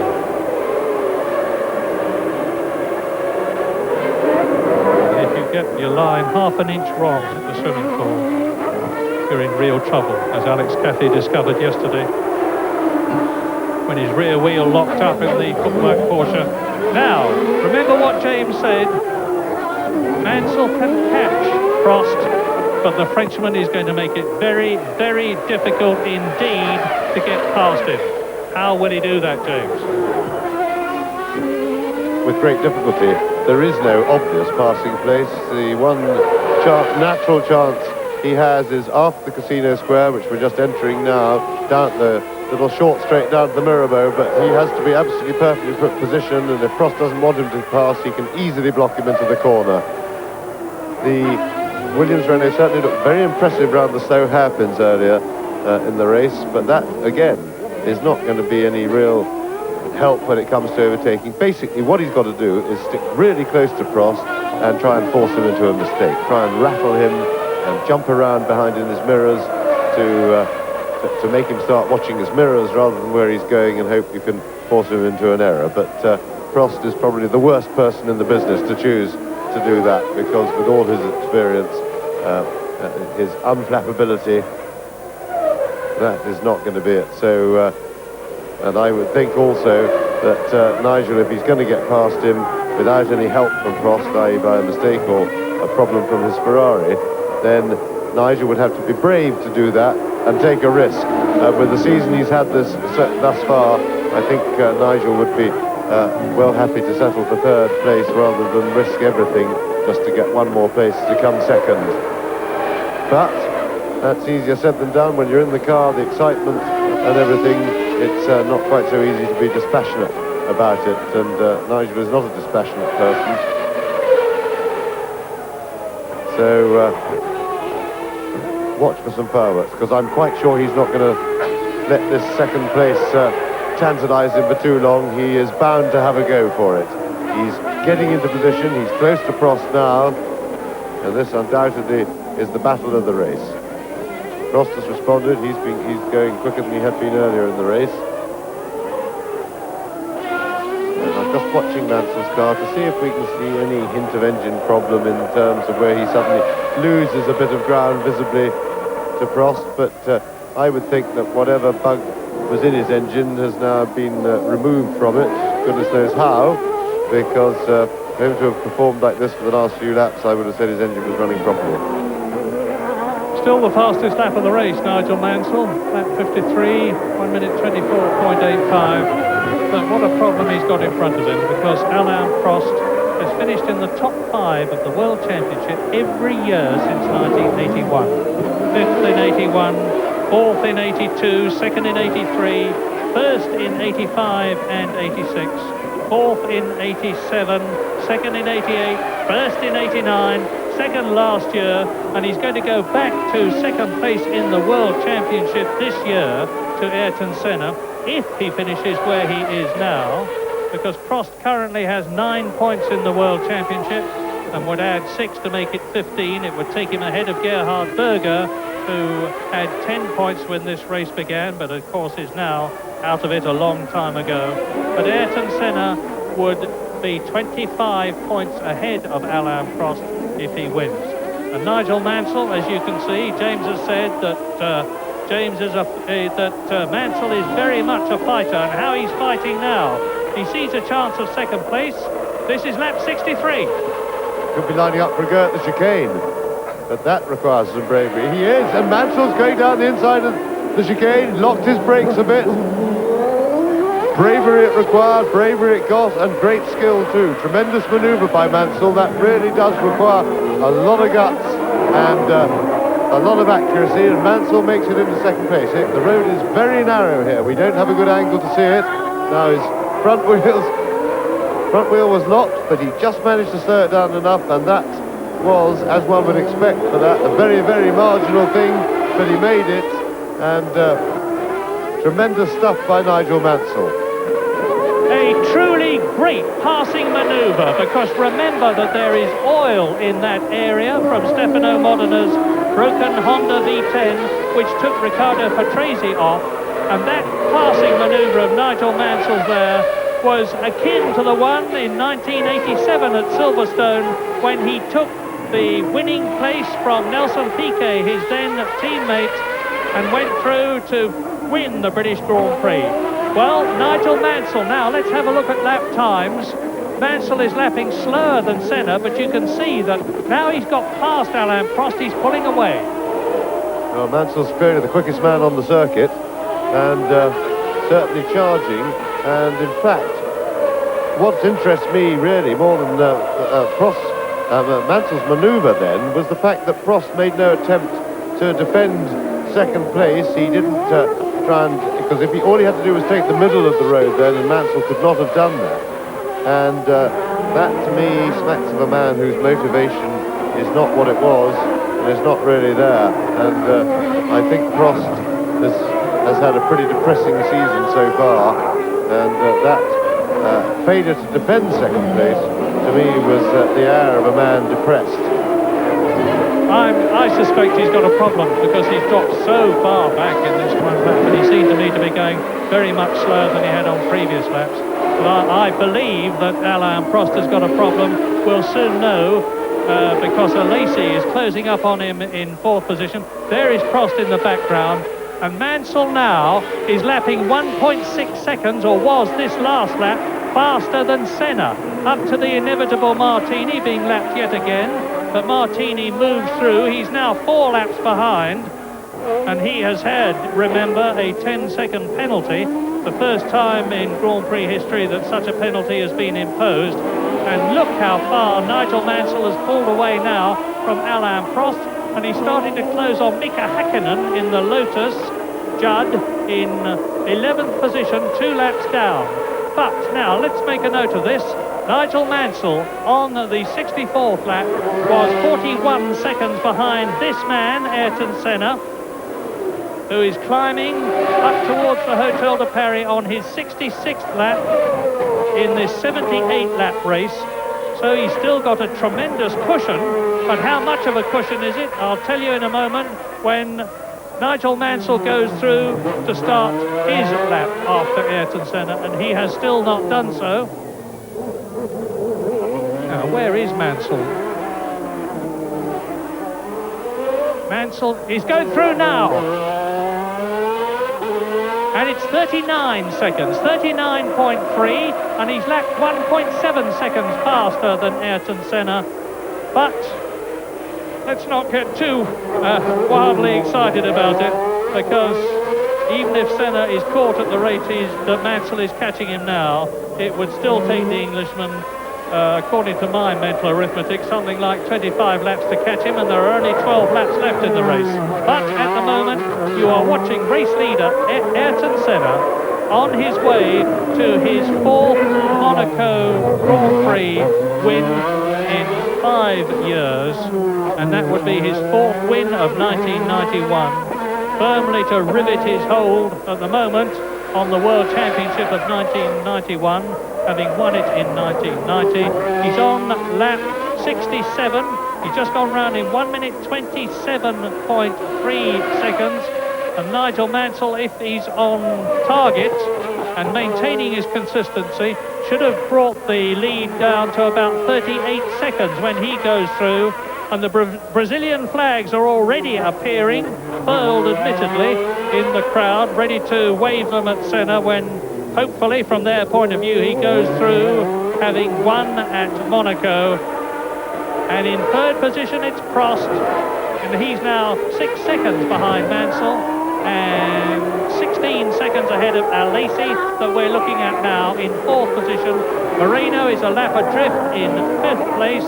6th position is still Leto on the same lap as Roberto Moreno. 7th is Pirro, 8th is Boutsen, 9th is Gachot, 10th is Bernard, 11th is Hakkinen, 12th is Eric Comas, and the last runner in the race in 13th place is Pierluigi Martini, 3 laps behind Ayrton Senna, and the gap is down between Senna, the race leader, and Nigel Mansell in 2nd place to 38 seconds. And Mansell is continuing to lap well over a second faster than Senna. Alesi. The reliable Ferrari of Jean Alesi, who failed to finish in Phoenix and Brazil. He was 2nd here in the Tyrrell Ford last year, and impressed us enormously with his ability to get the last ounce of power out of the DFR Ford V8 engine, which powered last year's Tyrrell. And now, of course, the Tyrrells have V10 Honda engines, both of them out of the race. Nakajima when he spun at the chicane, and Stefano Modena when his Honda engine let go in the biggest possible way to deposit the oil, which removed Riccardo Patrese from 3rd position. Prost is now 7 seconds behind Mansell, and we are on lap 68. Hakkinen has gone missing. Mika Hakkinen has gone missing. He was in 11th position, having finished 5th at San Marino 2 weeks ago. And that's it. That's his car, and Hakkinen is out of the cockpit. So hopefully he is quite okay, and it looks to me as though there's been a fire from all the extinguisher smoke there. Yes, and it looks to me as if the car was undamaged, so I think he may have just parked it with some problem with a bit of a fire round the back, and that maybe all that mess is hopefully just from extinguisher foam. But the car had 4 wheels on it and appeared not to have been crashed. And here is the Ferrari of Jean Alesi. 10 laps to go to the end of the 1991 Monaco Grand Prix. Ayrton Senna, 38.5 seconds ahead of Nigel Mansell. Prost, Alesi, Moreno and Leto are the top 6. Yes, and Ayrton Senna, who's been easing back on his lap times for some few laps now, has slowed it down further and is lapping some 4 or 5 seconds slower than he could do if he wanted. And that is just to look after the car, get it to the finish, and he still has 35 seconds advantage over Nigel Mansell. Mansell still has to keep going pretty hard. There's no point in him really trying to chase Senna, but but Prost is only 8.5 seconds behind. And at a circuit like this, with traffic and things like that, an 8.5 second lead can disappear very quickly indeed. So he'll want to keep going, he'll want to extend that cushion if he can do it without overstressing his car. Prost isn't fighting hard about it. He too wants to be sure to get a finish and pick up some points. Yes, you can see how much Senna slowed down by the fact that Roberto Moreno, who he lapped some time ago, is now within sight of the Brazilians' McLaren Honda. This is Roberto on his way to 2 points at the present moment to add to the no points that he already has. So it's going to move him into the World Championship points for the first time this season. And that tells you the situation. You can see that Mansell is cutting into that lead all the time now, under 35 seconds, but not fast enough. Ferrari third, Ferrari fourth, Benetton Ford fifth, Dallara Judd in 6th and 7th places, Pirro and Leto. So Emanuele Pirro has moved ahead of his teammate on the same lap, both of them a lap behind Ayrton Senna. So Leto out of the points, Pirro into the points for the first time this season. Boutsen in the Ligier Lamborghini, 2 laps down in 8th position, as is Bertrand Gachot in the Jordan Ford, who is 9th. Eric Bernard is in 10th position in the Lola, also 2 laps down. 11th is Comas. Hakkinen out of the race, which means to say that the errant Pierluigi Martini, the last of the 12 runners out of the 26 who started, is in 12th place. The Senna goes through. Looking down from the hill on which the Royal Palace is situated, and Senna goes through now into his 70th lap. 78 lap race, and that is a total of 161 miles or 260 kilometres if you would prefer it that way. And Senna's just got to keep going.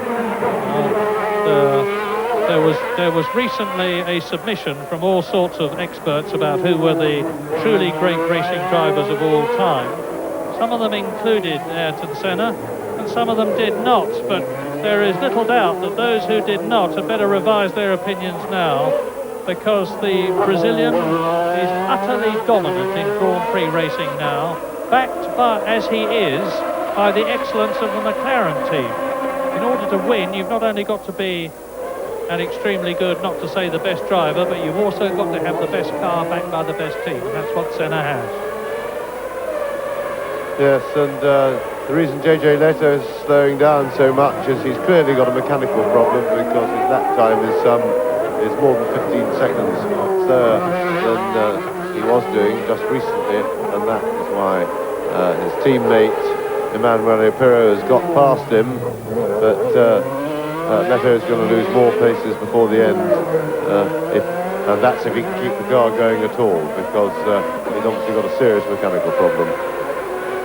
Senna has just gone through to complete another lap, so he is now on his 72nd lap as he comes up to Martini, who, covered in confusion and embarrassment maybe, actually waves the Brazilian through. And Senna lost no time at all. As James has said earlier on, Senna has got such psychological dominance over the rest of the entry, or certainly the midfield and tail runners, that when they see that red and white shape topped by the yellow blob that is Senna's helmet appearing in their mirrors, they move out of the way very smartly indeed, where they might not do so quickly for others. And Senna is 32 seconds ahead of Nigel Mansell now, who's continuing to lap 1 second a lap faster than the McLaren, but I continue to say that it is not enough. 32 seconds gap, 6 laps left to go, and 1 second a lap gain is not going to be enough. You remember that in Brazil, Ayrton Senna slowed right down, and in Imola he slowed right down. He's actually lucky to have finished races this year, because he had his fuel pump hanging on by 2 wires in Phoenix. In Brazil, his gearbox packed up. At San Marino, the oil pressure light had been showing for some 20 laps, but he got home. Not enough to be good, you've got to be lucky, and vice versa. And Senna now on his 73rd lap in this 78 lap race. He's got just that short distance between him and yet another victory, the 4th of the year in the World Championship, and it will be his 4th in 5 years at Monaco. A superb record. So Senna, Mansell 32 seconds behind, Prost third, 10 seconds behind Mansell now, and 15 seconds ahead of Alesi, who is fourth. Moreno is fifth, but has been lapped. Pirro is sixth, but has been lapped. Boutsen has now moved up to seventh place because, as James forecast, Leto has lost yet another place, and there's a stop Ferrari there, and it is that of Alain Prost. And that means to say that Alesi goes up into third position. I can't see what the problem is, but the mechanics are looking underneath at the gearbox and jacking the car up. Well, Alain Prost is seeing a certain 4 points disappear out of the pit lane. I suspect there was something jammed under the car. They had to jack it up and then let it down again before Prost could get away. Maybe the pneumatic tyre wrench, I'm guessing, but for whatever reason, Alain Prost has slid down the field now. Alesi has moved up into third place. Ayrton Senna, on his untroubled way, as ever, is on lap 74 with another 4 laps to go at the end of this one. 75, 6, 7 and 8. And Prost was actually in for a tyre change. We didn't see the beginning of it, and it was a bungled, muffed tyre change of which the Ferrari team cannot be at all proud. Well, I can't believe that was his only reason for coming in, because it would be a bungled decision, unless he had a puncture or something, to come in at this late stage of the race with Alesi in striking distance of him, but wouldn't have caught him if the tyres were working at all for Prost. And that makes me, again, suspicious of Prost's motivation and the way he's thinking, because really he should have been fighting for second place rather than going in for tyres. Now this is the only scrap on the race. It is between Bertrand Gachot in the green Jordan Ford and Eric Bernard in the Larousse Lola Ford. And Bernard had a struggle last year because he was fighting against Gregor Wojtek, and he took the points position from the Swiss driver Wojtek on the very last lap. He's not fighting for points at the moment because Gachot is in 8th position, but he is fighting. So Senna now 26.5 seconds ahead of Mansell. He's on his 75th lap. Alesi is third, down to fourth goes Prost. Fifth is still Moreno, and sixth is still Emanuele Pirro, who's going to earn a point, but there will be people who say that he doesn't deserve to have earned a point from the way he was driving earlier on in the race. Senna, now you see Moreno is right up with Ayrton Senna.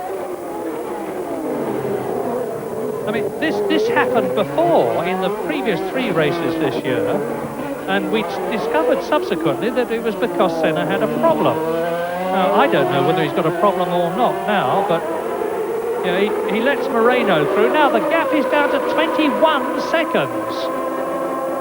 It's going to be very interesting indeed, but no, I'm pretty sure, I really am guessing, but I'm pretty sure that Senna has decided to dawdle home for some reason.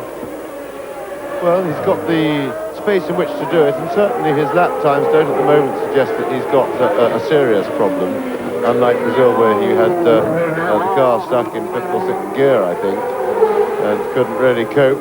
But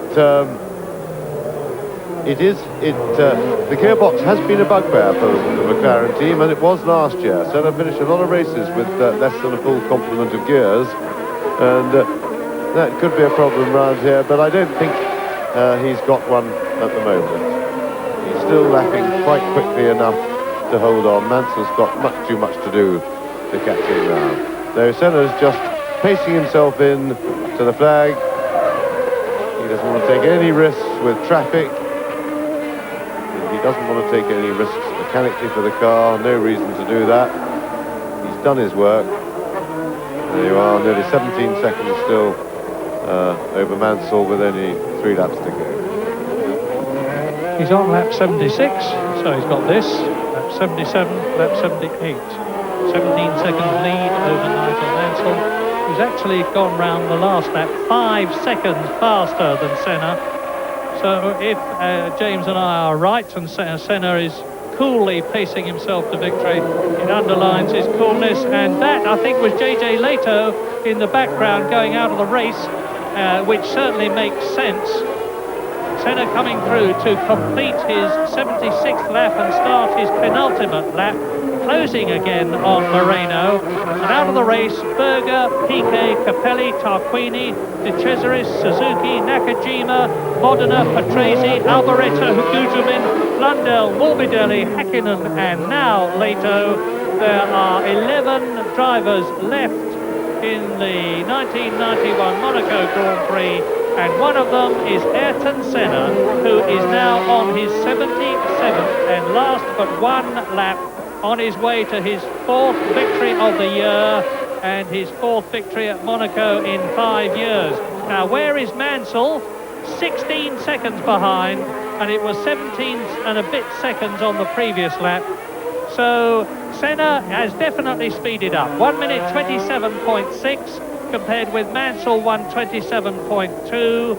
The Brazilian does not appear to have a problem, notwithstanding the fact that Moreno has unlapped himself. Senna, in fact, has closed the gap between himself and his Brazilian countryman that had been built up by the Benetton Ford driver. So, Senna into the chicane for the last time but one. We're riding with Roberto Moreno out of the chicane, down to the tabac, the left-hander, sweeping left-hander now, which goes into the swimming pool section, left, right. And Senna has clearly decided that he's going to get a shift on, because he's now up with Moreno and I think trying to get past him. Yes, I think Senna, rather strange driving by Senna. He slowed down to let Moreno pass, then speeded up himself and wanted to get back past. But I think he's just having, I would only guess he's having a bit of fun to try and keep himself awake. Remember, he's very tired at this stage of the race. It takes an awful lot out of you physically, and to have some mental exercise to do is often helpful. But Senna, now on his last lap, proved himself the absolute master of Monte Carlo street circuits. He was masterful as usual in qualifying. His brilliance in traffic then came into play, and that put a very stern challenge from Stefano Modena in its place. Modena was able to cling on to Senna very effectively until they got seriously into the back markers. And in fact, he then fought manfully on for quite some time, and the gap was still in single figures for half distance of the race. And at that point, then Pirro, Modena got behind Emanuele Pirro, who was himself battling to lap Martini. Pirro just ignored Modena's presence. Modena was stuck behind him for 2 or 3 laps, and all of a sudden Senna was out of sight, and Modena was having to fight for his 2nd place behind Patrese, who'd come in from 12 seconds behind, courtesy of Pirro's blocking.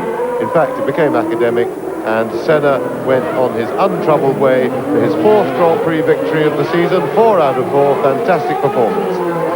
No one has ever won the first 4 Grand Prix of a season. That is about to be changed, and has been changed, as Ayrton Senna adds victory in the 1991 Monaco Grand Prix to those of 1987, 89 and 90, and the first 3 races of this year. Nigel Mansell scoring points for the first time this year by finishing in 2nd place, 18.3 seconds behind Ayrton Senna, who was 2 seconds faster than Mansell on the last lap, proving that he was indeed taking his time. We look now at Jean Alesi finishing on the podium for the first time since he joined the Ferrari team at the beginning of this year, coming home in 3rd place, but a long way behind. And as last year, only the first 3 drivers have gone the full 78 lap race distance. Roberto Moreno finishes 4th in the Benetton Ford, a lap behind. Alain Prost finishes 5th. Emanuele Pirro takes his first point of the year and his first point for Dallara, who thus scored points 2 races in succession by finishing in 6th place. Thierry Boutsen, 7th, 2 laps down. Bertrand Gachot, 8th, 2 laps down. Bernard, 9th, 2 laps down. Eric Comas, similarly, 2 laps down in 10th position. 11th is JJ Leto, 3 laps down, so both the Dallaras did eventually finish officially. And Pierluigi Martini, I think, will be classified 12th, albeit 7 laps behind. Prost, the fastest lap of the race, 1 minute 24.3, and that is a new lap record. Yes, and that was done on the fresh tyres after he stopped, and I find that happily the worst fears about Prost's pit stop were not founded. He did have a problem with one of the wheel rims, and it was leaking, so effectively he had a flat tyre, so he did have to go into the pits. And then there was a problem also with the Ferrari organisation in there, because as we saw, he didn't get out of the pits very cleanly. But of course, on fresh rubber with a light fuel load, it's not surprising that he got consolation, the fastest lap and a new lap record. But to a man of his accomplishments, that is very thin consolation compared with losing second place, because that would at least have kept him vaguely alive in the chase in the championship for Senna. Senna really with a huge lead now, but believe me, it is not over yet. We're only 4 races into a 16-race championship. Senna has been dominant, he's driven brilliantly, but he has also had luck on his side. As Murray pointed out earlier, his gearbox, he was stuck in only 1 gear in Brazil. He had fuel pump hanging off in Phoenix, so both races you could have said he was lucky to have finished them at all. And his luck can turn, and other people's luck can turn the other way, and it does tend to do this. I don't believe myself, whilst I think obviously Senna is favourite to win the championship, he was favourite before the season started, so nothing's changed there, but he is not yet out of sight, and things can turn. And let's hope so, because we need a good battle in the championship, and we need some good battles in the races, because Senna, more through the fault of the opposition than through his own, he dominated Phoenix, but the other races, there have been people able to stay with him, and but they have fallen by the wayside for one reason or another, and Senna has been left on his own in each case. This won't always happen. Well, there is Senna on his run-down lap, waving to a crowd which respects his expertise and ability and success, having won for the 4th time in Monaco, beating Nigel Mansell, who's taken points for the first time this season by finishing 2nd, and Senna won by 18.348 seconds. Alesi was some 30 seconds behind Mansell, so Nigel had a super race. What a pity whatever the problem was not cleared earlier, because I've little doubt that he would have given Senna a challenge for his money had he been able to get up with him, but he wasn't. Moreno in 4th place, 1 lap down. Prost in 5th position, 1 lap down. And that means to say, if my mental arithmetic is right, and as Senna does a bit of exhibitionism as he comes into the end, it means that Alain Prost is only going to be 1 point ahead of Gerhard Berger in 2nd place in the championship. So Senna's got 40 points now, which is as much as he could possibly have got by winning all 4 races. Prost is 2nd with 11 points. Berger is 3rd with 10 points. Then in 4th position, and they're tying, Riccardo Patrese and Nelson Piquet and Nigel Mansell. And JJ Leto follows them. No, Jean Alesi follows them with 5 points. But whilst James, I'm sure, is right in saying that the World Championship is far from decided, it means that everybody else is going to have to try very, very hard to beat Senna with such a commanding lead. And Senna embraces Nigel Mansell, a rather downcast looking Mansell, because I'm sure he knows that he could have done better. There's Joe Ramirez on the right of McLaren, and Senna is now getting ready to receive his trophy from His Serene Highness Prince Rainier of Monaco. And how good it is that the rain held off at Monaco. As I talk to you, it's overcast, there's some low cloud on the hills, and I suspect that we will not be back in our hotels very long when the rain starts coming down. Well, it's not the first time this has happened, that Senna has shaken the hand of Prince Rainier. There's Princess Stephanie in the background, and Jean Alesi. He was second last year. He's one place lower this year. That's the fourth time this season that Ayrton Senna has raised the cup of victory, 31 years old, and that means to say that out of 114 Grand Prix, he has now won 30.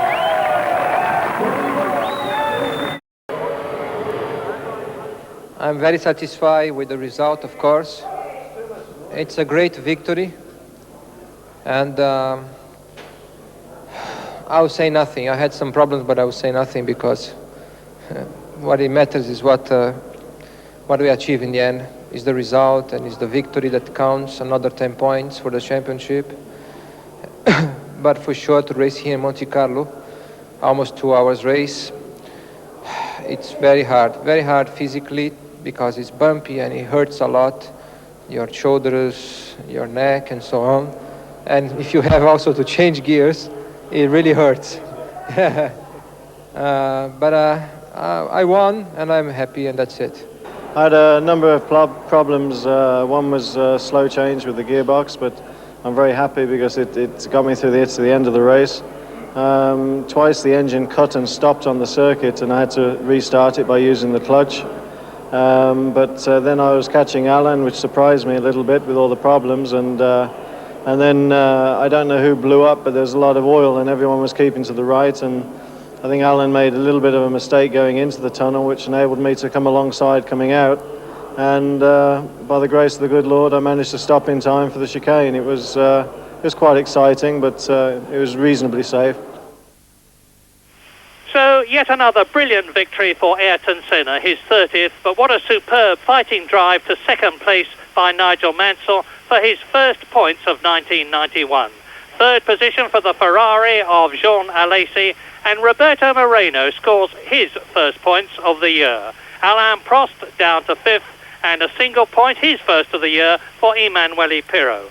Now, Ayrton Senna is 29 points ahead of Prost in the Drivers' Championship, and Prost leads Berger by just 1 point. A tie for fourth position between the two Williams drivers, Patrese and Mansell, and the Benetton Ford of Nelson Piquet. And just as Senna dominates the Drivers' Championship, so his team McLaren dominates the Constructors' Championship, 34 points ahead of Ferrari, who lead Williams by 4 points. Benetton in fourth place, and a tie for fifth between Tyrrell and